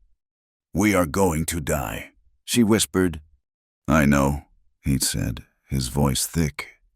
"I am so scared." "I am, too." He raised his hand. It was shaking. He did not know what he was doing. He was a rough man. He knew cattle. He knew guns. He did not know this. He gently, tentatively, laid his palm against her cheek. Her skin was hot, as if with a fever. She did not pull away. She closed her eyes, and for a single, heartbreaking moment, she leaned into his touch. It was a gesture of such profound, exhausted surrender that it broke the last wall around his heart. She was not a symbol. She was not a ghost. She was a woman, and she was his wife. He leaned down. She rose to meet him. The kiss was not soft. It was not gentle. It was a raw, desperate collision in the face of death. It was a lifetime of unsaid words, of shame, of anger, and of a terrible, burning need, all compressed into one searing moment. It tasted of wood smoke, of the dust that still clung to them, of the salt of her unshed tears. It was not a kiss of passion as other people knew it. It was a kiss of truth. It was a confession. It was a plea. It was his entire worthless soul begging for forgiveness from the only person who mattered. And she was kissing him back. Her hands came up, not to push him away, but to grip the front of his shirt, her fingers digging in, holding on as if he were the only solid thing in a world that was turning to dust. This was the fire kiss. It was not a fire of lust. It was the fire of her survival, the fire of his guilt, and the fire of this impossible, tragic love that had been forged in the ashes of her past. It was a brand. It was a promise. It was the final, absolute acceptance of their shared fate. It was painful, a deep, tearing ache, because they had found this, the one true thing, only in their final hours. And it was liberating, because in this, at the very end, they were finally, completely honest. He pulled back, just an inch. His forehead rested against hers. They were both breathing hard, as if they had run a mile. He looked into her eyes, inches from his own. The fear was still there, but the contempt was gone. The hate was gone. She was looking at him as she had never looked at him before, as her partner, as her man, as her husband. "Lena," he breathed, his voice a ruin. "I know," she whispered. She knew everything. She knew his shame, his regret, his love, and she had answered it. She had forgiven him. The transformation was complete. He was no longer the proud fool from the saloon. She was no longer the silent wife. They were Jack and Lena, and they were going to face the dawn. She stepped back, her hands slowly uncurling from his shirt. The air between them was charged, electric. The room was the same. The threat was the same, but they were new. "All right," she said, and her voice was steady again. The iron was back, but it was a different iron. It was not a wall. It was a sword. No more running, no more hiding. She turned to the table. She picked up her bow. "We have maybe 6 hours until first light. We will not sleep." Jack nodded, his throat tight. He moved to the corner and picked up his carbine. He checked the action, his hands suddenly steady. The shaking was gone, burned away by the fire of that kiss. "I will take the ruin," she said, slinging her quiver over her shoulder. "The chimney is the high ground. I can see them approach. I can slow them." "No," he said, not arguing, but stating a fact. "You will take the stable. It is at their flank. You have the rifle. It is the better weapon for a surprise. I will take the ruin. They will come for me. They will come for the house. I will be the one they see." She looked at him. She saw his logic. He was making himself the bait. He was using his pride, his connection to coal. As the weapon, he was atoning. She gave a single, sharp nod. "I will see you at dawn, Jack." "At dawn, Lena." She walked to the door. Her hand was on the latch. She paused. She looked back at him, her face illuminated by the fire. "Your bet," she said, her voice quiet. "The $100. He looked at her, confused. "I hope," she said, a small, sad, fierce smile touching her lips for the first and only time, "that you spent it well." Then she was gone, a shadow melting into the night. Jack stood by the fire for a long time. He reached into his pocket. The crumpled wad of bills was still there. He had never spent it. He pulled it out, looked at it, and then, with a slow, deliberate motion, he tossed it into the heart of the fire. He watched it curl, blacken, and turn to ash. He was free. The gray light of dawn is not a light at all. It is an absence, a cold, thin dilution of the blackness, revealing a world without color, a world of ash and shadow. This was the hour of ghosts. Jack Rayner sat with his back against the stone chimney of the burned-out house. He was cold, but he did not feel it. He was a single, focused point of will. He had spent the night watching the Black Spur's campfire, a tiny red ember in the vast darkness. He had watched it die as the sky began to pale. He held the old carbine across his knees. His hands were steady. The man who had stumbled out of the Broken Spur saloon was gone, burned away in the fire of Lena's kiss. All that was left was the husband. He had watched Lena slip away into the gloom, a shadow among shadows, making her way to the small, rebuilt stable. She had the rifle. She had the flank. He was the bait. It was a soldier's plan. It was the only plan they had. He did not have to wait long. They came, as he knew they would. Out of the north, 6 riders, fanned out in a skirmish line. Dark shapes against the graying sky. They were not charging. They were professionals, moving at a steady, ground-eating trot. Jack could make out the center rider. The man sat on his horse with an arrogant stillness, a large frame that was unmistakably Cole Murdoch. To his right, a smaller, twitchy rider, Silas Croft. They were coming for the ruin, for the sod house. They were coming for him. Jack breathed out. Halfway, he held it. He raised the carbine, its worn wooden stock cool against his cheek.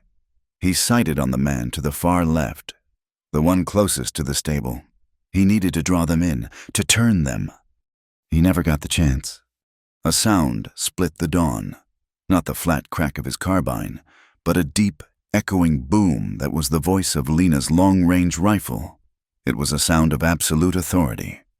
The man Jack had been watching, the one on the far left, was ripped from his saddle. He did not cry out. He simply vanished in a spray of motion. And his horse, terrified, bolted. For a second, the world froze. The other 5 riders pulled up, their horses rearing, confused. They were looking at the ruin, at Jack. The shot had not come from there. It had come from their flank, from the darkness. "The stable!" Cole Murdoch's voice was a roar of pure rage. "There is someone in the stable. May Silas pin the ruin, you two. With me, burn him out." They split. Silas and Mace dismounted, running for the low, crumbling wall of the old corral, their repeaters already blazing. Bullets whined past Jack's head, chipping stone and sending fragments stinging into his face. He ducked, firing the carbine, the sound thin and weak after the rifle's boom. He was not aiming to hit. He was aiming to be seen. "Here I am, Silas," he roared, levering another round. "Come and get me, you murdering coward!" Silas screamed something back, a wordless sound of hate, and emptied his rifle at the chimney. The other 3 riders, Cole in the lead, wheeled their horses and charged the stable. Jack's heart stopped. "Lena," he breathed. He saw the stable door burst open. She did not run out. She ran low, like a fox, the rifle in one hand. She dove behind the heavy stone well, the one place that offered cover in the open yard. She was trapped between the 2 groups. Cole and his 2 men charged past her, heading for the stable, not realizing she was already out. They reined in, seeing the building was empty. "She is at the well!" Mace shrieked, pointing. Cole turned his horse. He and his 2 men were now in the open, facing the well. Lena was exposed. "Jack!" she screamed. He stood. He left the cover of the chimney, stepped out into the open, and brought the carbine to his shoulder. "Cole!" Cole turned, surprised. He saw Jack, exposed, a perfect target. He raised his revolver. At the same time, Lena rose from behind the well, the rifle at her shoulder. Cole was trapped. The man he wanted to kill was in front of him. The ghost he had come to hunt was at his side. He made his choice. He fired at Jack. A white-hot poker slammed into Jack's left side, just under his ribs. The force of it spun him around, and he fell, his carbine clattering on the stones. The pain was immediate, a blinding, searing fire that stole his breath. He was hit bad. But as he fell, he heard the boom of Lena's rifle. He twisted, lying in the dirt, his vision graying. He saw Cole Murdoch slump forward in his saddle. He was not dead, but his right arm, his gun arm, was a ruin of blood and torn cloth. He had dropped his revolver. The other 2 riders stared, horrified. One of them, the man Jack had wounded earlier in the saloon, Mace, turned his horse and fled, riding low, vanishing back into the gray dawn. The last man, a thick-set brute Jack did not know, looked at Cole, looked at Jack, and then at Lena. He let out a roar, pulling a torch from his saddlebag. He had come prepared. He lit it, spurring his horse not at Lena, but at the sod house. He threw the torch onto the dry grass roof. The roof, parched by the duster, caught in a single explosive whoosh. Flames roared 20 feet into the air. "No!" Jack tried to push himself up, but his side screamed, and he fell back, his vision swimming. The man who had thrown the torch now turned his attention. He saw Jack on the ground. He saw Lena by the well. He saw Silas, still pinned behind the corral wall. He grinned, a terrible, gap-toothed expression. He unslung a repeating shotgun from his saddle. This was a cleanup. But Silas was moving. He was not looking at Jack. He was looking at the burning sod house. He was looking at Lena. His face was a mask of pure, obsessive hatred. This was the woman who had lived. This was the ghost who had haunted him. "You!" Silas shrieked, standing up from behind the wall, his rifle forgotten. He pulled a long knife from his belt and began to run. A clumsy, stumbling charge, straight at the well, straight at Lena. Lena saw him coming. She worked the bolt on her rifle, but it was too slow. He would be on her before she could reload. She dropped the rifle, pulling her own skinning knife. Jack tried to yell. He could not get a breath. He fumbled for his revolver, but his left side was numb, his fingers clumsy. The last rider, the man with the shotgun, was laughing. He watched Silas charge, enjoying the show. And then a sound that did not belong in a gunfight, a low thrum. Silas stopped. He staggered. 2 steps, 3. He looked down. An arrow, black-fletched, was buried in his chest, dead center. He looked up, his eyes wide with a final, shocked disbelief, met Lena's. She was standing tall by the well, her bow in her hand. Her face was calm, her eyes as cold as the bottom of the well. She had claimed her justice. She had answered for her brother. Silas fell, his face hitting the dust. He did not move again. The last rider's laugh died in his throat. He stared at the arrow. He stared at Lena. This was not a fight he had signed up for. He fumbled with his shotgun. Jack had his revolver out. His hand was shaking so badly he could barely aim. He thumbed the hammer, pointed in the man's direction, and fired. The bullet went wide, but it was enough. The man yelped, dropped his shotgun, and spurred his horse, galloping frantically after Mace. And then silence. It was broken only by the roar of the fire, the pop and crackle of the burning tables and chairs, the burning cot. The entire homestead was an inferno. The stable was burning. The sod house was a chimney of flame. Jack lay in the dirt, the world spinning.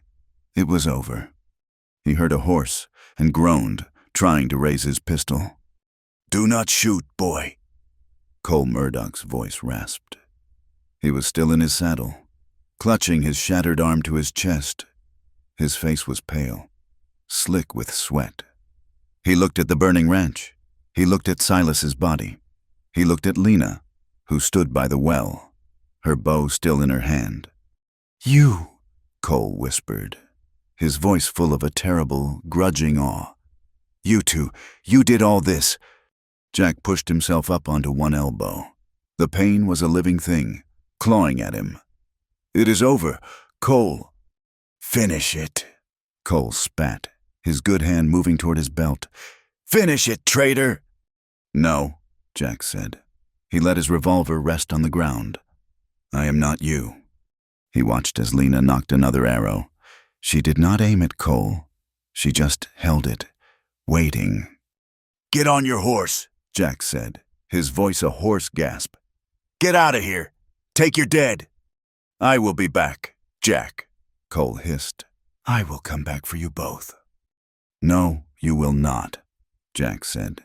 He looked at the man he had once admired, the man who had saved his life. "You will ride out, and you will remember what happened here. You will remember that you lost to her." He looked at Cole, and he felt not hate, but a profound, weary pity. "Remember who you were, Cole," he whispered, You were a soldier once. Remember that, because this is not war. This is just murder, and you are not even good at it." Cole stared at him, his eyes black with a hatred that would never die. But he was beaten. He was broken. He knew it. He savagely reined his horse around, winced in pain, and rode slowly away, a defeated captain leaving a lost field. The sound of his horse's hooves faded. Jack let his head fall back into the dust. The sky was blue now, bright and clear. The smoke from his burning home was a thick, black column, rising straight up. "Lena," he breathed. He heard her move. He heard the scrape of her boots on the hard dirt. She was running. She dropped to her knees beside him. Her face was streaked with soot. Her hair was wild. There was a cut on her cheek. "Jack! Oh, God! Jack!" Her voice was the one from the fire, the one that was just for him. You got him," he whispered, a bloody smile touching his lips. "With the bow, you got Silas." "Hush," she said. Her hands were on his side, probing, and he cried out. "It is bad," she whispered, her voice shaking. "It is deep." "I know," he gasped. He looked past her, at the inferno that had been their home. "The ranch, it is all gone." It is just wood," she said, her voice thick with tears. "It is just dirt. It does not matter." She put her arm under his shoulders. "We have to move you. The fire, the heat." I cannot," he said. The strength was leaving him, draining into the red dirt. "Yes, you can," she commanded. Her voice was iron again. "You are not allowed to die. I will not let you. Do you hear me, Jack Rayner? I will not let you." She was strong. He had never known how strong. She hauled him up, his arm draped over her shoulder. He was a dead weight, but she did not falter. He tried to move his legs, stumbling, groaning, leaving a trail of blood in the dust.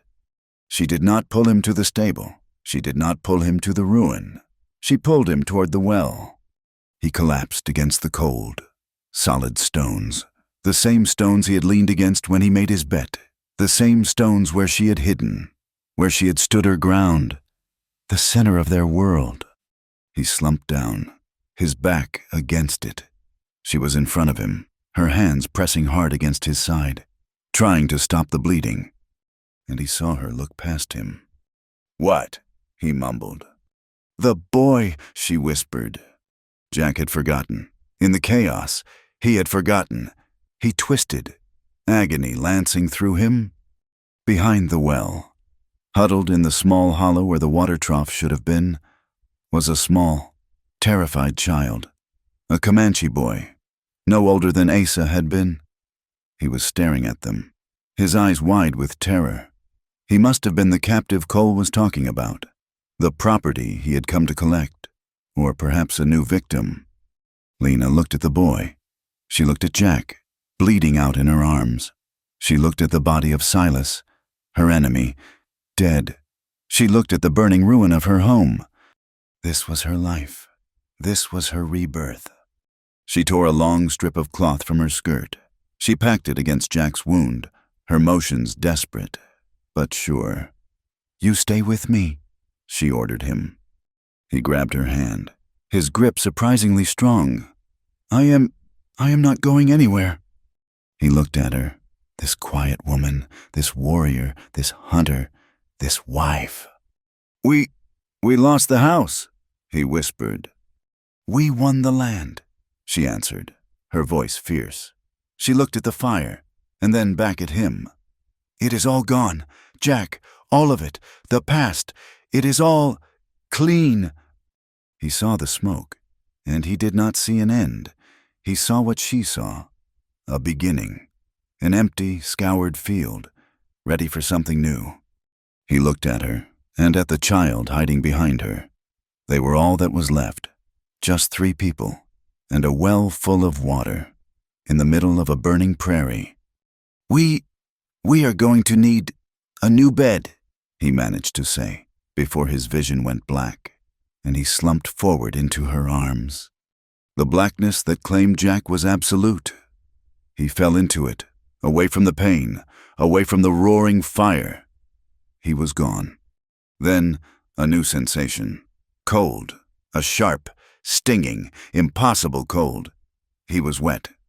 He floated back to a dim awareness, his head still resting in Lena's lap by the well.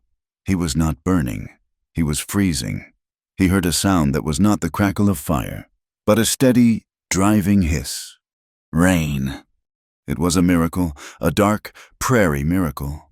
The sky, which had been clear and blue at dawn, had turned a bruised leaden gray. A summer squall, born of the fire's own heat, had burst. It was not a gentle rain. It was a deluge, a cold, hard, cleansing flood. He heard the fire scream. The roar of the flames turned to a great, boiling sizzle. Steam and black smoke roiled into the air, thick and acrid. The fire that had come to consume them was being drowned. "Lena," he tried to say. "I am here." Her voice was a fierce whisper by his ear. She was shielding his face from the worst of the downpour with her own body. "It is all right. Jack, it is rain." She was crying. He felt her tears mix with the cold rain on his cheek. She was not crying from grief, but from a release so profound it had no other expression. The ghosts were being washed away. The blood was being washed away. He saw, through the gray sheet of rain, the small figure of the Comanche boy. He was standing, his face turned up to the sky, his mouth open, letting the clean water wash the soot and terror from his face. "We have to," Jack coughed, and the world went red with pain. "The stable, shelter." "Hush, I will move you," she said. He passed out again, secure in the knowledge that he was not burning. He was in the clean, cold hands of the rain. When he woke again, the world was different. The roaring was gone, replaced by a deep, aching quiet. The light was soft, filtered. He smelled hay and smoke and something savory, like broth. He was lying on a bed of hay, thick and dry. Blankets, heavy and smelling of horse, were piled on him. He was in the part of the stable that had not burned. The roof above him was a patchwork of charred beams and a large canvas tarp. Stretched tight, it was a refuge. His side was a single, massive continent of dull, throbbing fire. He felt the tight pull of bandages. He was alive. He turned his head, his neck stiff. She was there. Lena was sitting on an overturned water bucket, not 5 feet from him. She was mending one of his shirts, her hands moving with that same steady rhythm. A small fire crackled in a ring of stones near the stable door, a pot simmering over it. She was gaunt, her face thin and pale beneath the soot that she had not fully washed away. There were dark, bruised circles of exhaustion under her eyes. She looked as if she had not slept in a week, but her eyes— he looked at her eyes. The fire was gone. The wild, blazing fury of the hunt. The cold contempt of their first days. The terrible grief of the night before, all of it had been banked. The embers were cool. For the first time since he had met her, her gaze was utterly, profoundly peaceful. She looked up, as if sensing his stare, and her hands went still. "You are awake," she said. Her voice was soft, rough from lack of sleep. "How long?" he rasped. His throat was dry. 4 days, she said. "You have had a fever. I thought I was going to lose you." He processed this. 4 days. She had kept him alive for 4 days, in a burned-out stable, with a wound that should have killed him. "The water," he whispered. She was there in an instant, holding a tin cup to his lips. It was clean, cold water from the well. It tasted like life itself. He drank, greedily. He looked past her. In the far corner of the stable, the Comanche boy was sitting, carefully braiding a piece of rope. He watched Jack with wide, nervous eyes, then quickly looked away. He was not a captive. He was just there, part of this new, strange, broken family. What happened? Jack asked, his mind slow. You were shot, she said, a simple statement of fact. The rain came. It put out the fire. Everything is gone. The sod house, the ruin, everything is ash and mud. No, I mean, he tried to focus. The law, Murdoch. They came, she said, her voice flat. The day after the fight, the fire, the smoke, they saw it from town. She settled back on her bucket, picking up the shirt. But she did not sew. She was remembering. Sheriff Miller and Preacher Davis, they rode in with 3 deputies. They saw everything. They saw Silas, by the well. They saw the other one, the one I shot first. She paused. I thought they had come to arrest me. Jack tried to shake his head. No. They had their guns drawn, she said. They looked at me. I was covered in blood. Yours. I had the rifle. You were not conscious. The boy was hiding. It looked bad. She looked down at her hands. The preacher. He was the first one to speak. He looked at Silas. He knew him. He looked at the ashes. And he looked at me. And he said, this was a reckoning, was it not, Mrs. Rayner? Mrs. Rayner. The name, from the preacher's lips, was a benediction. I told them, Lena continued, her voice gaining strength. I told them everything, about the bet, about Silas, about the old fire, about Asa, about Murdoch coming back. I talked, Jack, I told them the truth, all of it. And they listened, he whispered. They listened, she said, a new, quiet pride in her voice. The sheriff. He found the buffalo gun casings you left on the table. He found the tracks. He knew about the black spurs. He knew I was telling the truth. She looked up, meeting his eyes. They rode out, all of them. They went north. They found Murdoch and the other 2 about 10 miles from here, trying to cross the river. Your shot. It did not kill him, Jack, but it broke his arm. He was weak. They surrendered. Mace, the one who ran first. He told them everything. He confessed to all of it. To the old murders. To my brother. The weight of a decade lifted from the small stable. The ghosts had been heard. The black spurs were broken. Murdoch. Jack said, what about Cole? They took him to Fort Dodge. The army will try him. He said something before they took him. He told the sheriff, tell Rayner he finally knows how to stand. Jack closed his eyes. It was over. The debt was paid. His life, saved by Cole in the war, had been used to end Cole's war. The terrible, tangled knot of his honor was finally, painfully, undone. It took him 3 weeks to stand. 3 weeks of fever, of pain, of Lena's steady, patient care. She hunted. She fed him broth, and then jerky. The boy, who she spoke to in a quiet mix of Comanche and English, began to trust. His name was Taco, and he had been taken by Murdoch's men in a raid. He had nowhere else to go. He watched Lena with a silent, profound devotion. He helped her. He hauled water. He gathered wood. When Jack was finally able to sit on a horse, they knew they had to go to town. They were out of everything. Salt, flour, bandages. The 3 of them rode together. Jack, pale and thin, his side wrapped tightly. Lena, tall and straight on her dun mare, her long rifle sheathed on her saddle, and Taco, riding double on Jack's horse, his small hands clutching the pommel.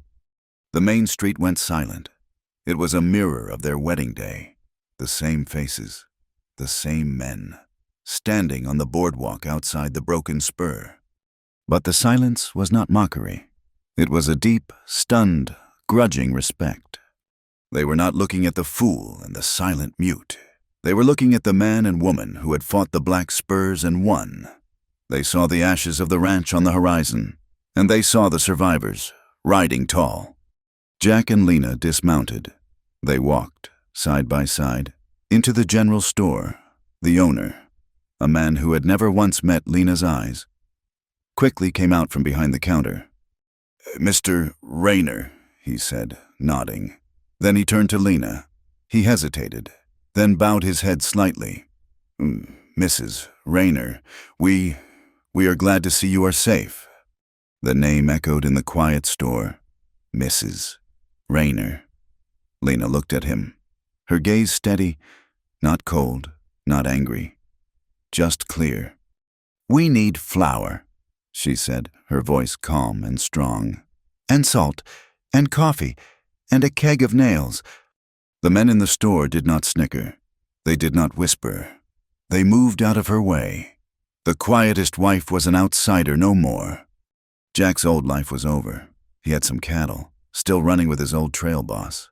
He rode out one last time, his wound aching, but his mind clear. He found his boss. "I am selling my share," Jack said. The boss looked at him, at the scar tissue visible on his neck, at the new, hard set of his eyes. "Settling down. Rayner heard you had some trouble." "I am settled," Jack said. "I am building a house." He sold every head. He took the pay, not in coin, but in lumber. He bought a new wagon, tools, a cast-iron stove, and 2 clear glass windows. He drove the wagon back to the homestead. Lena and Taco were waiting for him by the well. The ashes had been cleared by the rain and the wind. The land was scoured clean. They did not build on the old foundation. They did not rebuild the sod house. They chose a new spot, on a slight rise 10 yards from the well. They built it together. Jack, still weak, would measure and saw the boards. Lena, with her surprising, efficient strength, would lift and hold them. Taco, now a shadow of them both, would fetch the nails, the hammer, the water. It was a small house, just 1 room, to start, but it was made of clean pine. It smelled of sawdust and of the future, not of smoke in the past. It was hard, brutal work. The sun was hot. The land was, as always, unforgiving, but it was a good work. They found their peace. It was not a soft, easy peace. It was a Kansas peace. It was as harsh and as clean and as necessary as the well water they drank. It was the quiet of the evening, after a day of hard, honest labor. One evening, as the sun set, they sat on the small porch of their new, unfinished house. Jack was leaning back, his side aching, but it was a healing ache. Lena was beside him, her hands not mending or hunting, but resting in her lap. Taco was in the rebuilt corral, whispering to the horses. Neither of them spoke for a long time. It was a shared silence now, a comfortable one. Lena reached over, took the tin dipper from the water bucket on the porch, and handed it to him. He drank. The water was cold and sweet. It was water in the desert. He handed it back. She drank. She looked out at the vast, empty prairie. "It is a good house." "Jack," she said. "It is," he said. He looked at her, at this woman who had saved him in every way a person could be saved. He reached out, not with the hesitant, fumbling shame of their first days, but with a quiet certainty. He took her hand. It was rough and strong, and it fit perfectly in his. She met his gaze, and her eyes, for the first time, were not peaceful. They were smiling. A year can turn ash into soil. The Kansas prairie, relentless and unforgiving, is also a place of stubborn rebirth. The black scar where the homestead had burned was now covered in a defiant fuzz of green prairie grass and yellow wildflowers. The new house, built of solid pine, already looked like it belonged, the wood silvering under the constant sun. It was no longer just 1 room. Jack had added a second, and a wide, covered porch that faced east, away from the worst of the wind. It was a Tuesday afternoon. 3 horses were tied to the new hitching post, not the horses of outlaws, but the shaggy ponies of local ranchers. Inside the main room, Lena Rayner stood by a chalkboard. It was one of the first things Jack had bought on his second trip to Dodge City. She was not the gaunt, haunted woman she had been. The year of good food, of hard work, and of a quiet, steady peace had settled on her. She was still lean, but she was strong. Her black hair was tied back, and she wore a simple, clean dress. In front of her, sitting on low benches Jack had built, were 4 children. 2 were the tow-headed sons of a nearby rancher. 1 was the quiet daughter of the blacksmith. And the 4th was Taco. He was no longer a terrified captive. He was a boy of 8, his eyes bright and quick. "The word," Lena said, her voice clear and patient, "is respect. It is a hard word." She wrote it on the board, RESPECT. It does not mean to be afraid of someone. It means to see them as they truly are, and to honor that. You can respect the land. You can respect your horse. You can respect your neighbor. One of the tow-headed boys, Ben, raised his hand. "Mrs. Rayner, do you gotta respect folks you do not like?" Lena paused. A shadow of the old memories flickered in her eyes, but it was just a shadow. "That," she said, her voice soft, "is the hardest respect of all. But it is the most important. You do not have to like them, but you must see them. You must understand why they are the way they are. Now, who can spell it?" Taco's hand shot up. Lena smiled, a small, genuine smile that lit her face. "Go on, Taco." He spelled it, letter perfect. She was not just teaching them reading. 2 hours later, in the dry creek bed, she was teaching them to shoot. Not her bow. She was teaching them the fundamentals of the rifle, the one Jack had given her. Safety, breath, squeeze. "This is not a toy," she told them, her voice the iron voice of the hunt. "This is a tool, like an axe or a hammer. It is for one thing to provide, to protect your home. You do not point it at anything you do not intend to kill. You respect it." The blacksmith's daughter, shy and small, hit the can on her 3rd try. A look of fierce, surprised pride lit her face. Lena nodded, her own quiet approval. The quietest wife was no longer quiet. She was giving her voice, her strength, to a new generation. She was making sure they were not helpless. She was making sure they were not victims. Jack was not in the lesson. He was mending a section of the new fence. The corral was larger now, holding 4 good horses and a milk cow. He moved with a new slowness. The wound in his side still ached when the weather turned, a constant, dull reminder of that dawn. But it was a good ache. It was the ache of survival. He had been a drifter, a man of loud boasts and empty pockets. Now, he was a man of property. He was a husband. He was, he supposed, a father. He watched Taco running with the other children, and a complex, settled feeling filled his chest. When he was done, he sat on the porch. He had a piece of paper and a pencil. He was writing a letter. It was a slow, laborious process. His hands were built for ropes and carbines, not for small letters. He was writing to his old trail boss, the man who had bought his herd. "Mr. Anderson," he wrote, his pencil scratching. "I am writing to thank you for the fair price on the cattle. The lumber has been put to good use. We have a solid roof and 2 glass windows that catch the morning light. It is a good house.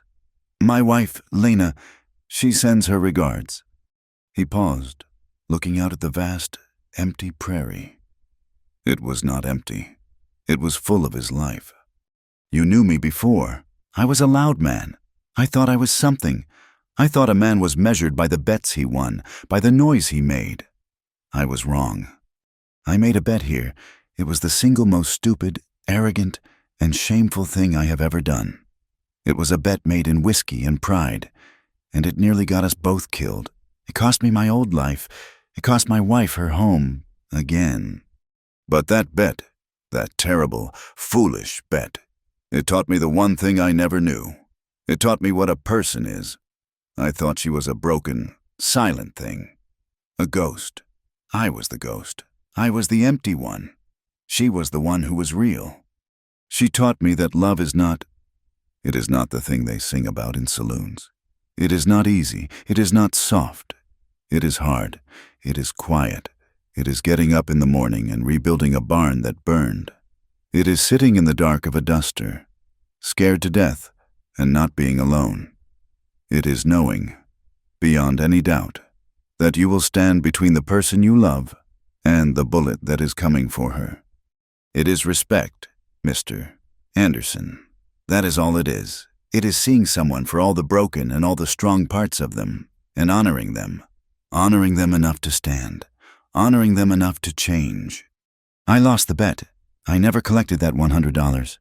Silas is dead. Cole Murdoch is in a federal prison for the rest of his natural life. I am here. I am a rancher. I am a husband. I suppose what I am trying to say is that the stupidest bet of my life, the one I lost in every way, was the only one I ever truly won. It taught me how to be a man. It gave me my life. I hope you are well. I will not be on the spring drive. I have fences to mend. Your friend, Jack Rayner. He folded the paper. He would give it to the preacher to mail on Sunday. The sun was setting. It was the same, violent, beautiful Kansas sunset, bleeding red and gold across the horizon. The day's work was done. The children had gone home, their ponies kicking up dust. Jack was in the corral, throwing hay to the horses. Taco was with him, mimicking his movements with a smaller fork. Lena stood on the porch, wiping her hands on her apron. She looked north, toward the town, toward the place where the Black Spur's fire had once burned. She heard the faint, distant sound of hoofbeats on the packed earth. Not a threat, just a traveler, far off, on the main road. The world was moving. She walked, as she did every evening, to the well. It was the only thing that remained of the old world, the original, deep, stone-lined well. The new house was close, but this was the heart. This was the place she had hidden. This was the place she had fought. This was the place he had fallen. She ran her hand along the cold, familiar stones. The pulley he had repaired was still strong. The water below was still deep and cold and true. It was all here, the past, the present, the future. The wood of the small, charred horse was long gone, returned to the earth, the ghost of her brother. Asa was no longer a nightmare. He was a memory, a sad, quiet one, but one she could bear. Taco's laughter in the house had seen to that. The bet, the fire, the blood. It had all been a terrible, necessary crucible. It had burned her, and it had burned Jack, and from the ashes, something new had been forged, something clean. She heard Jack's boot steps on the path. He came up beside her, his hand settling on the small of her back. He did not speak. He just stood with her, his warmth a solid, real thing against her side. They stood together, watching the last sliver of the sun vanish, watching the first stars prick the deep, purple sky. They had learned to live. They had learned to forgive the world, their enemies, and most importantly, themselves. They had learned to love. She leaned her head, just slightly, against his shoulder. He put his arm around her. They were home. Thank you so much for listening to this story. I would love to know where you are listening from. So please drop a comment below and share your thoughts. It is always a pleasure to connect with you. If you enjoyed this tale, please consider subscribing to the channel, Wild West Tales, and give this video a like. And to help this story reach even more listeners, please support us by hitting that hype button. Your support means the world.